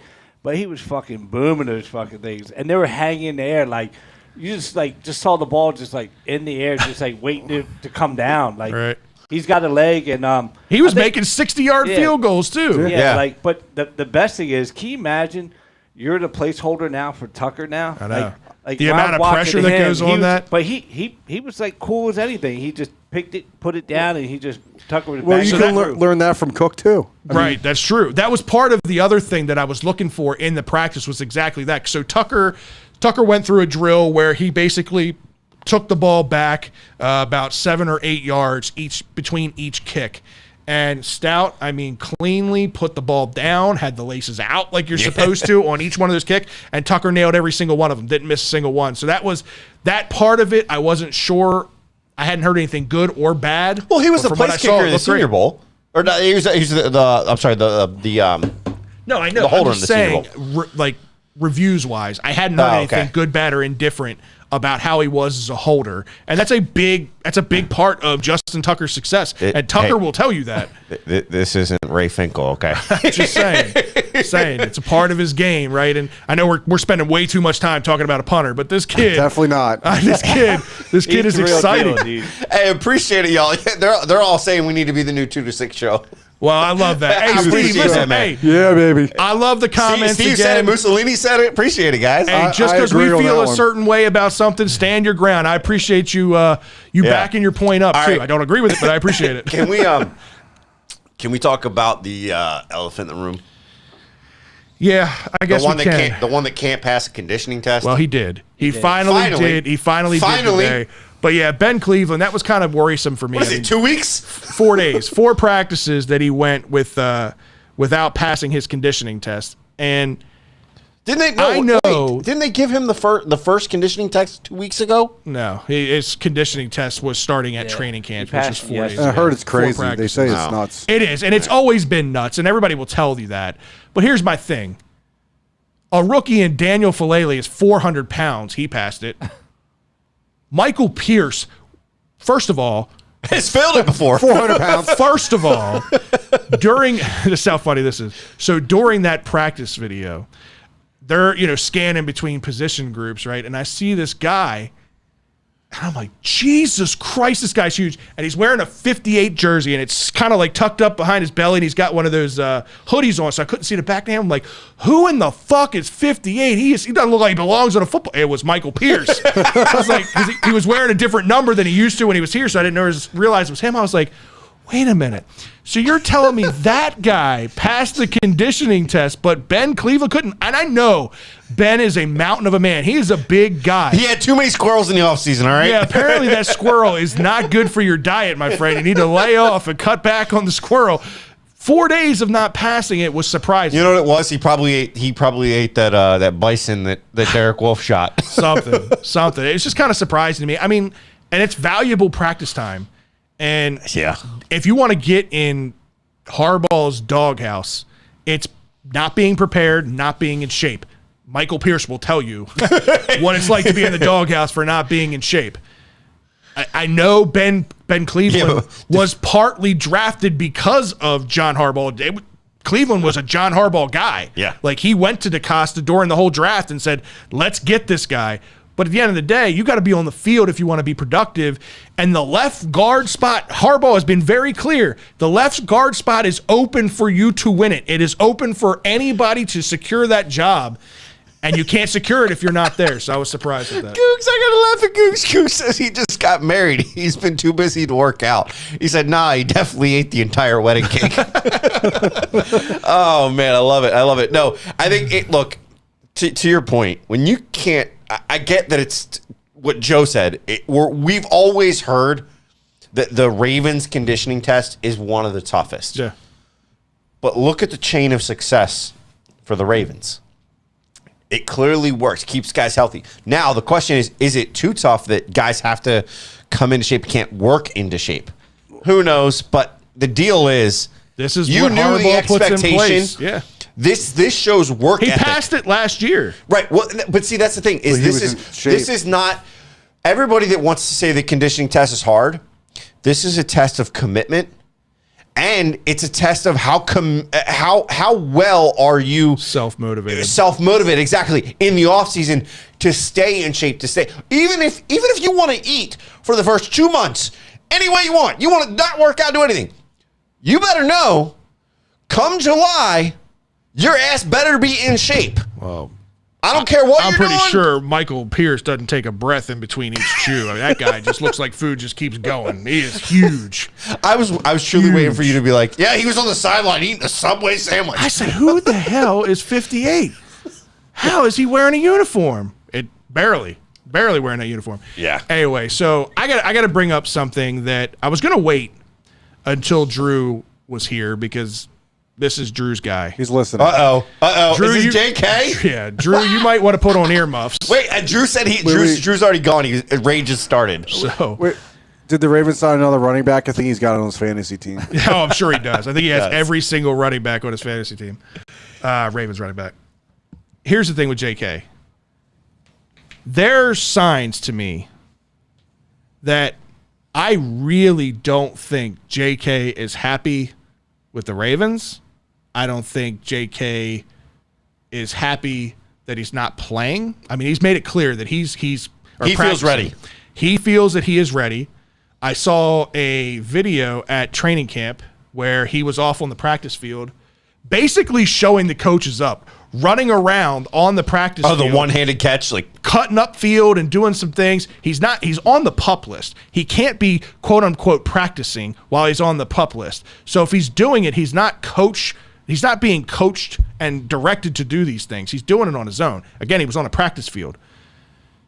To me, it looked like he was showing up Harbaugh and he was showing up the coaches that I'm ready. I've told you I'm ready. I've told you multiple times I'm ready.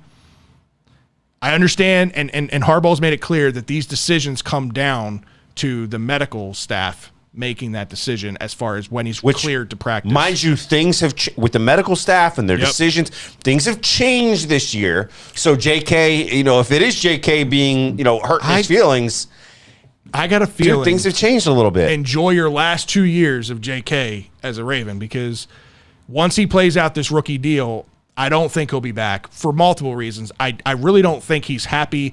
The fact that he was even playing in that preseason game last year, in the last preseason game of the year, to even run the risk of getting hurt. Then he got hurt, missed an entire year. Now he claims to be ready and wants to practice, and the team is holding him back.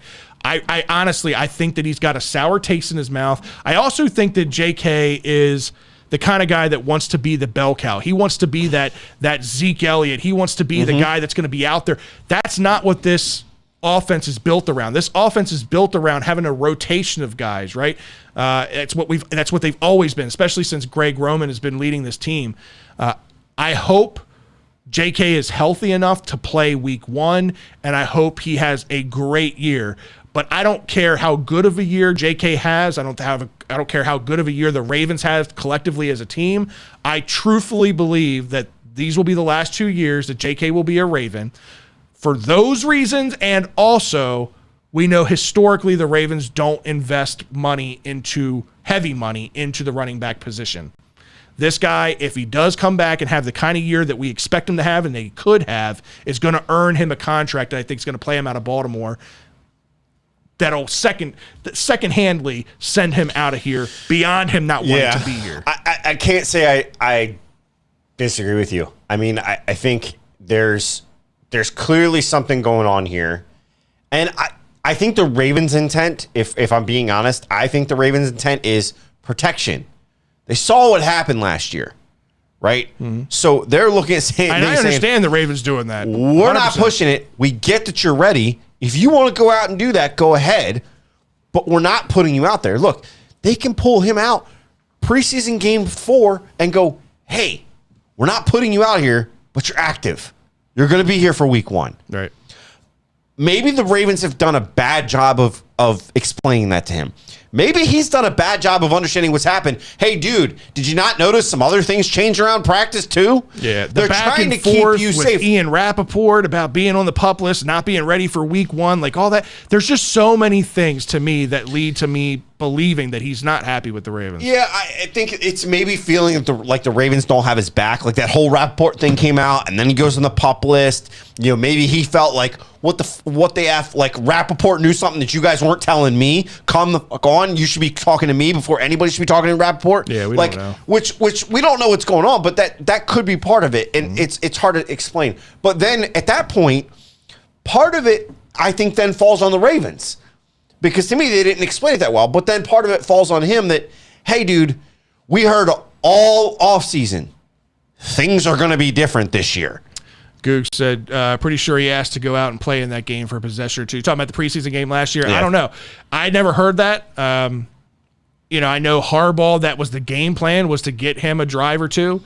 But again, it was obviously the wrong move. In retrospect, you always wish you could have a player back before an injury happens, but there was just no benefit in him being out there. Joe or James, any thoughts on JK?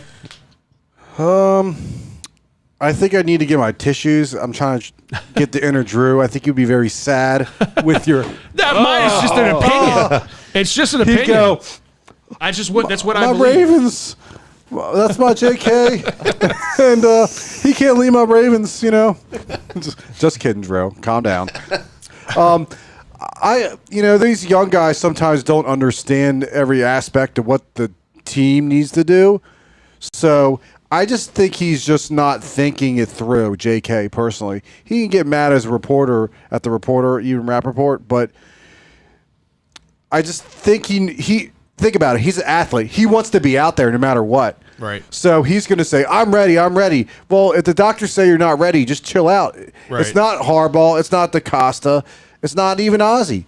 It's the doctor and the medical staff. So what are you supposed to do? You prepare. You go through their rehab. I agree with you. You just follow the process. And he's young, so he's got all this energy and testosterone out flowing all over the place. So I don't think he understands that. And maybe no one's explained it to him. Right. But I mean, I could see that him being gone in 2 years. I mean, I think that's one position in the NFL that does kind of cycle a lot is the running backs. Right. You know, they're always looking for the next guy. Exactly. And that's historically or two what the guys to Ravens replace did. the one. Right, exactly. James, what's your take? You need the box of tissues? It's got to be. No emotional attachments. No. It's got to be tough for him, because he's been saying he's been putting in the work, and it happened at the last preseason game. So Yeah. you're looking at end of August Yeah. like the third week of August he got hurt. So he's doing his rehab and all that. It's tough. He wants to get back, and then you see all these guys coming in, and then I don't know if you heard, but I heard that what's his face that tore his Achilles? I mean, not Achilles, ACL. Gus? No, Marcus? no, the guy that should have been cut, Hill. Oh, Justice Hill might make the team and might be another slash running back. It might make be used more than just special teams because until Dobbins gets healthy. So it's a mess, and you know you're not going to hear anything out of the Ravens about it. But like you said, Fred, if he's on the sideline running his drills on his own and all that, it just makes it's like showboating Harbs or the medical staff. To me, that's what it looked like. I mean, the medical staff could have had him out there running those drills just to see how he does. They could have, but visually, to me, he was on a field by himself. I didn't see anybody standing around, and he's doing these drills not in uniform or anything. He's just doing it in shorts and t-shirt. To me, it looked like, hey, I'm here. See, I can do these things, even though you don't think I'm ready. Yeah. It was a bad look to me. And on top of all the other things, to me, it just adds up. I think that he'll be here for his 2 years, and then he'll move on. We'll see. Time's going to tell. That's what we'll have to see how this winds up playing out. It could play out that way, and maybe there's something in the back burner that winds up getting worked out, but who knows?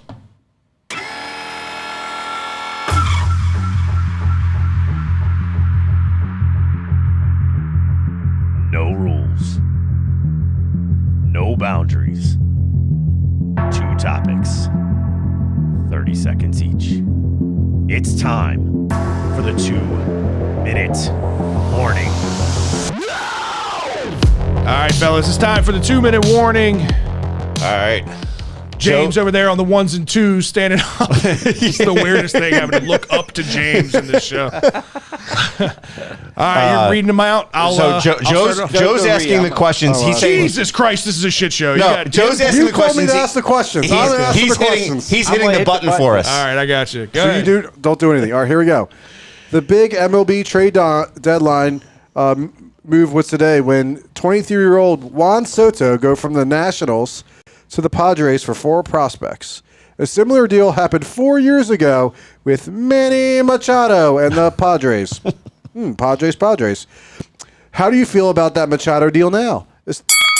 Yeah, I mean, you're right. 4 years, basically almost to the day that trade went down. I still don't feel good about it. I still think Manny Machado should be a cornerstone with the Orioles. And when you look at the return on investment that you get with the trade, Yusniel Diaz is finally here. On the bench. He's 4 years later. Varva. He's finally here, right? He was supposed to be the centerpiece of this. Rylan Bannon is just another guy that's going to be a 3A, 4A kind of guy.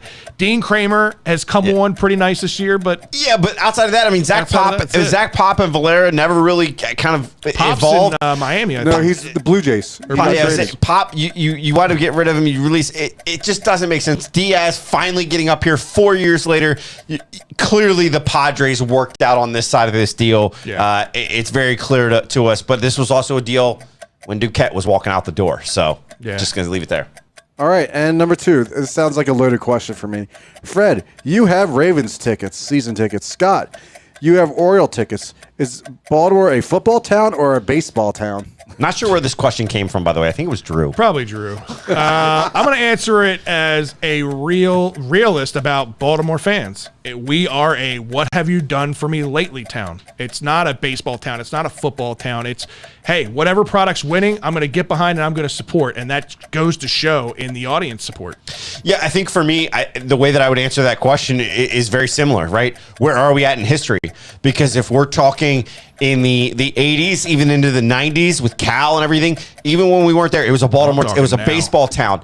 You talk about since 2000, from 2000 to really about 2012, 2015, it was a Ravens town. It's been in between. It's shifted back and forth at times with the Ravens losing at times, the Orioles having a little bit of success. To your point, what have you done for me lately? That's what the town is. Yep. Until you put a winning product out there, we're not going to back it. Exactly. That's just basically the way this town is. Take us out, Fred. All right, man. We appreciate you guys chiming in as always tonight. Thank you for all the comments, the good, bad, and ugly. We like them all. We don't discriminate here, but we will fire back. Just be prepared for that. Appreciate you, Joe, for coming out and filling in for Drew while he's out there getting his Rager on against Race Against the Machines. Thanks for having me. Yeah, Let's and just hit another welcome back double. anytime. Welcome back anytime. 4-0 the last time I saw. Well, Nice. look, James, I told you they're gonna keep winning. As Scott said, man, appreciate everything that you've done with this show. You know, our friendship goes way beyond this show. It's been around for many years, and will always continue to be that way. This chair will always be open for you to come back. So whenever you're ready, We're it'll going be to make ready some for memories on Saturday. you. Yeah, man. 6-0. All right. Well, for you, if you haven't done it yet, make sure you smash that subscribe button. Make sure you hit that like button. Make sure you're sharing the post. Make sure everybody out there in Birdland, Ravens flock, knows about Birdland BS.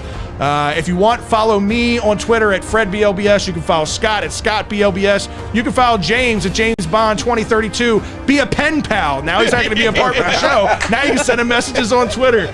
Make sure you're following Joe at Vito Spumani _ in between there. Come on. I need some more followers. He's an ice cream. We'll be back next Tuesday night, 7:30, as always. For myself, Scott, James, Drew, who's down at Rage Against the Machines, Joe's over on the couch, Shabble, Ryan, who wherever comes the in every fuck once it in a is while. anymore. I don't even know at this point. We'll see you guys next week. See ya. See ya.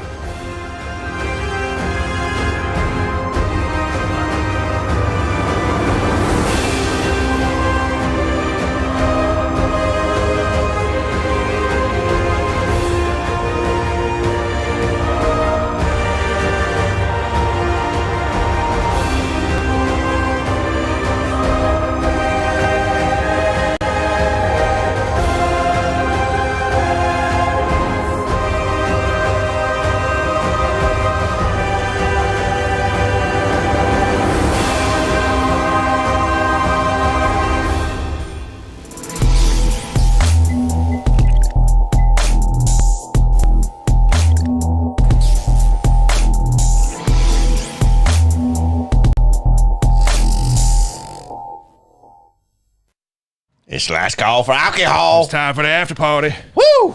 You know what? You know what somebody brought up to my attention the other day with this after party thing is we could go bigger with this, right? We could make this into a Patreon type thing, like a paid for subscription, and go into topics and things like that. Let us know if that would be something that you'd be interested in. Maybe going into a little bit in depth, half hour, 45-minute session about certain things. Maybe an ask the host kind of session where you guys get all your questions in. I know you guys ask so many questions during the live show that we try to get to some of them when we can, but maybe we could gear that around something that's like a couple let's bucks a figure that month. We'll look into it. I hadn't really thought about it that far because it's never been about the money for us, but I thought that would be a cool thing. Yeah. All right. So some of you know why this is up here. Some of you don't. We run and we've been running a Birdland BS redraft fantasy football league that we've been doing every year. Stay tuned. Details coming in the next few weeks. Working on a survivor pool for everyone to join into the fun with Birdland BS. So is the first pick the number one pick? Are we going 12 to 1 or 1 to 12? What do you guys want to do? Historically, we've done 12 to 1, I think. Yeah, I think that's what we've always No. done. I think last year we did 1 to 12. I always was the done last 12 to one. 1. Last pick. You were the last pick last year, right? Yeah, for number one. You had the first pick. You were the first selection, but you had the last So we pick. went 12 to 1. Yeah, let's do it again. Let's do All right, 12 we're to going 1. 12 to 1 here. All right. Well, we're going to work around the room. So I'll let you pick out the first one here, Fred. Who is our number 12 pick? I want to predict Joe C. In all fashion, like, of course, James Carusi's got the last pick of the draft. I love it. Wow.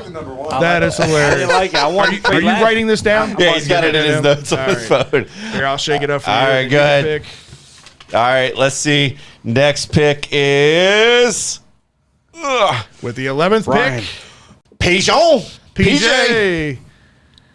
Here, I'm gonna give me that. I'll put these in Joe, order. you want to That's a come up nice- and make a pick? I don't know if the cord's going to reach that far, but it's all right. It won't reach that far. Sorry. All right, here we go. Don't want to look at the names. I saw a couple in there. Troy. Oh, Troy. I know Troy's watching, so Troy, you've got the 10th pick in the draft. All right, here, shake him up so I can pick one.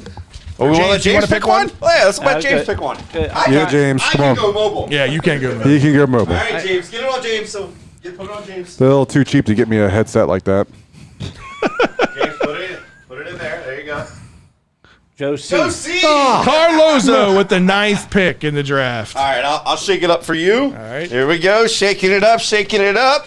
There you go. Go ahead. All right. Let's do The this. 8th pick, Brian Blake. All You've got right. the 8th pick. Hold on, he's writing them down here. All right, because I got them in order right here, too. I got Troy's right there. what number 10? 10. Who's 11? PJ. Oh yeah, okay. All right. You shake them up. I'll pick. Let's go back over to here so I can Fred's see. going to end up with 1 probably. Who? I said you're going to end up with 1. That's how it works. Christy and Ryan Hewitt. Yeah, The Hewitts. The Hewitts. There we Get the- go. What is that? The 12, 11, 10, 9, 8, 7. That's the 7th pick. All right. All right, Joe's Joe. gonna pick our next one here. You can't even see me. Ryan S. Ooh, Shamel. Ryan's in the middle of the draft. That means 6. Fred's next. Yeah, usually you two are That is true. Usually one we- after another. All right, go One back of to us James. blocks the other one. Go back to James. Fred. I got it. James. James. Oh, my bad. There you go. All right, get it in there. Stand up. See, who do we got? Who do we got? Like I said, Fred. That's hilarious. Yeah. Go figure. You guys are like a fucking like bacteria. Every year. God. Every year. That's always around like 5 and 6. Like it's always in the I'm middle great of with that. I 12, love being in the 11, middle 10, of the We're the 9, best 8, friends, 7, right? 6, 5. So, Fred, you were the number 5. All right. Down to the last 4. Number 4. Let's see. I'll take anything here. I'm good. Yeah, I know. I'm good I now. don't like mine. Can we redo? Number 4 is Jess Blake. All right. And then All right. next is going to be. I'm going to go with So we got, this is for 3rd. Joe. Reinhardt. Reinhardt. Yeah. Let's see. All right. Jesus, I just turned that up on myself. Oh, that means I get to pick the number Shit's 1. loud when that happens too. Well, Drew. Drew with the Drew. number 3 pick. All right. Number 3. all right, send it over here. Oh, I I don't get to care. pick the number 1 and 2 spot I don't here. care. I'll Oh, You gotta go on camera. I got to go on camera here. Scoot over. All right, here we go. I got him. All I right, got here him. we I go. got him. Here we go. There we go. Here we go. There we go. Take a look in there. There's only 2 names in there. Joe. Joe R. Scott Boom, with the baby. number 1 pick. Oh, Scott. Number 1 pick, Scott. Scott. that would be funny if this actually said like Joe C again. number You one had 2 of the pick last year? same. No, I did. No, he had. He had it. He didn't want it. I had I like thought you number. were saying you had the 12th pick last year. No, I had the first pick, but Okay. it should have been the Yeah. 12th pick. But All right, give me those 2 right there so I can actually do this. All right, so let's go down the order here real quick so we know what we got. Good. All right, so we've got James at, or we'll Let's go. We'll just go start at top number to 1 bottom now. So I have the number 1 pick. Joe Reinhardt with number 2, Drew with number 3, Jess Blake 4, Fred 5, Ryan Shamel 6, Christy and Ryan Hewitt 7, Brian Blake 8, Joe Carlozo 9, Troy 10.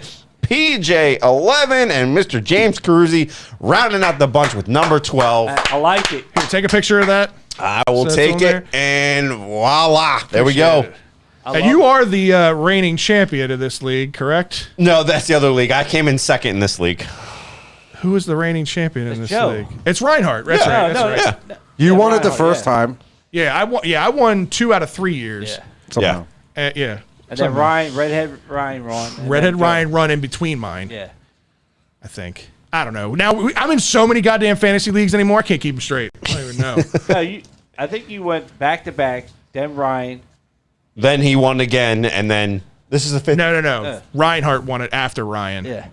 Oh, So yeah, this is the 5th year. Yeah. yeah. I won the Okay. first 2. Back You're to right. back, Yep. You're right.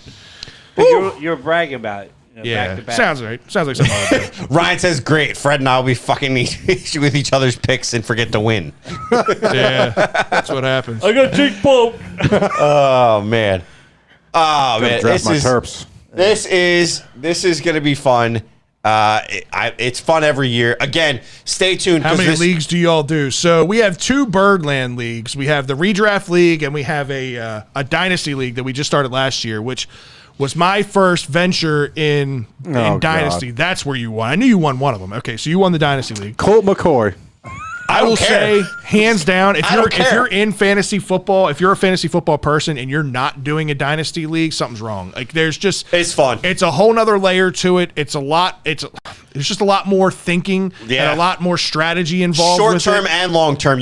I've seen more trades in this dynasty league so than fun. I think I Crazy have trades. ever seen in a redraft There are league some crazy ever. trades. Yeah. Definitely some crazy trades.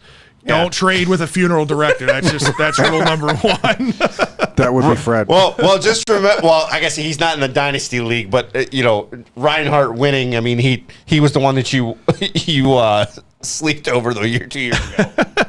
Troy says greatly. Troy, we always love having you a part of this league, man. He's been fun. You've been another one, another supporter of the show since day one. Hell yeah, man. We appreciate you, and you always add a whole nother element to it, especially to the live draft. Troy is sneaky funny. Like he's just got that like real dry sense of He humor. can drop them I love Troy's one-liners. humor. He can drop the one-liners like crazy No, at the he's draft parties. fantastic, man, and he's a lot of fun. He's another one that like, I take it seriously as to who I invite into a league and who I don't, because you hate those guys that give up after a year or just give up after 3 or 4 weeks when they're not winning and that kind of stuff, man. I will say that about this group. Everybody plays this way the right way, and everybody plays from week 1 until the end of the Even thing. if you're losing the season, you're still trying to do something and make something happen. James yeah. always has his draft day shenanigans with what he drafts. always and got his roster magazine. Always looks crazy. He's got his 1989 Beckett book. I retired them. You know that. But we appreciate each and every one of You're you not going to do be this at the with us. live one this time. Are we doing anything for the live? So that's going to be the next thing is I'm going to have to put out is because of Sleeper, because of the app I'm going to allow everybody to just draft from wherever they are, but I think we will have a central meeting point so that if everybody wants to get together and hang out. We may try to do like another food place again. I mean, that was Miller's fun. the one time was good. I sent the one to you guys that Looney has a really good one. Yeah, all right. We'll look into that too. But to answer your question, Googs, personally, I usually do 5 to 7 leagues. I'm trying to cut that back this year. I really want to be at like 4. I cut back. I'm down to 3 now. Down to 3. Yeah, that's the way to be. 3 to 4, I think, is a sweet spot. I just hate when you have all the different players on different teams. I do And too. I don't like feeling like I'm that guy that's not as committed in some of these other leagues because you end up being that way. Once you get into too many, you're like, this league doesn't mean anything. It's only $50. Fuck it. Yeah. I don't want to be that guy. I want to be fully invested in every league I'm in. So I think I'm going to cut it back. Well, I think that's for me. Like I'm in 2 leagues, and then the latter half of last year, I started getting into daily. Yeah. And actually Hewitt was the one that kind of I've avoided it, and I've avoided it for a reason. Like I'll do my bets. I've avoided it, but it's easier to say like I don't care this week. Right? If I'm doing daily, if you're doing the daily, it's daily. Right. So you don't have to worry. Like you pick your lineup on that day, and if I don't want to play a week because the schedule looks like shit, I don't have to worry about it. Right. I don't have to worry about making sure my guys are in. Like that's honestly fantasy baseball. Joe does. We used to do fantasy baseball. I stopped doing fantasy baseball because it's too awful. It is too much, I love especially in these fantasy leagues baseball. that you have to do it every time. That sounds like something to be fun. Gook said Topgolf has meeting rooms you could do it in. That's what me and his buddies, or him and his buddies, are doing. That would be fun because all of us like to play golf. All of us have fun with that. I mean, we do have a couple of females in there, but I'm sure They would have fun. Christy is the ultimate competitor at literally everything. I never forget. Like we played it's the first time I ever played co-ed softball. I'd always played in men's league softballs, and guy asked me to join this like co-ed league, and they were looking for some other people, and I invited my friend Ryan and his wife Christy to join the league, and I didn't have very high expectations because she had never played softball before. I don't, not even like rec softball, I don't believe. And she got out there, and I'm telling you, within like 2 or 3 practices, was the best girl on the team. Picked it up like she was a natural at it. She's just played like cornhole with her, and she's she's very good at cornhole too. She is competitive as hell. So she would enjoy that. Now this whole group, to your point, this whole group has been awesome, which is also why we want to expand. And we're gonna try to Survivor Hey Troy, Series. he says I vote bar. Just to let you know, Topgolf does have a pretty sweet bar. They do. It's They all do. kind of inclusive. But no, so we'll figure it out. But like I said, we want to include more of the Birdland BS Nation. The group that are in our 2 leagues now are kind of the group of people that really helped elevate Birdland BS to what it is. And so True nothing BSers. against anybody out there, but they are the true original BSers that are out there, and that's why they're a part of this league. It started when they were the 12 viewers that we had. That's what it was. So we'll get a Survivor League out there. Look for that in the coming weeks before the beginning of the season. We'll get something out there. You can get registered. We'll do a Survivor pool. Maybe we'll do a daily. We'll figure something else out as well. Maybe it'll be a pick'em league. Pick your games, and we'll have certain games or whatever. What is the holdup with sports betting, mobile betting in Maryland? Like, do we know? It's been 2 years now. No, but they said it's supposed to be for game 1 this year. in Baltimore. Yeah, they're trying to get everything through. Well, they've been trying to get it through. It's been passed for I'm not almost going to 2 make any years comments now. because it's all political. Oh, I know it's all political, and Bullshit. that's exactly. I don't even know why I asked the question. Love you, I knew Jess. that. It's frustrating. You know what I mean? You want to bet. I want to bet legally. I'm making my bets, but I want to do it legally. Other a lot states, easier. other states are doing it. Once it's legal, it's that day. It comes on, and we can't get it together. I mean, it's a shit show. Yeah. Brian, Troy, and I guess Jess all are in agreement. They like the idea of loonies too. Loonies? All right. Well, we'll check figure it out out. what the pricing is on it and everything. They But have a again, good thing where you get like 4 choices, sliders, and Yeah. all kinds. Like you pick 2 appetizers and 2 like meals, and they put together for you. okay. Something The, like the only issue with that is it's probably going to have to be as early as possible at Loonies that day because it's also the day the Ravens have a preseason game. So a lot of us are going to be going down to the stadium. last one. Yeah, I know. But I'm just saying, people that I'm already gonna- have tickets and stuff. I'm not going down there to tailgate. I just want to go for the game. I'm going to a game too. Oh, are you going Are to the the game that Ravens day? still doing that thing Yeah. at the stadium? They are. They are, but it's already gone. Is it already booked? Yeah, I checked it too. I made a phone call and they were like, "Yeah, it booked up quick." And it's way more expensive this year than it was last year. Last year it was a bargain. This year it was like So $600-700 successful, or something probably. like that. But yeah, I'm going probably. Well, I am that day. Apparently, the Falcons have their last preseason. They played Jacksonville, I believe. Okay. If we're gonna hold it to the, Brian brings up a good point. Top Gold is good for them too. But if that's gonna be the case, do you guys really want to be in all the way over in like Germantown? Yeah, That's a When hike. we go to do that, it's a wasn't little bit of a thinking hike. about that. Yeah, Loonies. We can hop. Unless right we on change 95. the day or something like that. That's the only kind of way around it is to Yeah. change the day and hold it, maybe a day later or something like that. We'll figure it out. Everybody's in the league. We'll work out the details. For those of you that aren't in the league, again, stay tuned for more information in the coming weeks because we want you guys to be a part of this and see if you can beat the champs here. Right. We'll see what happens. All right. We'll see you guys next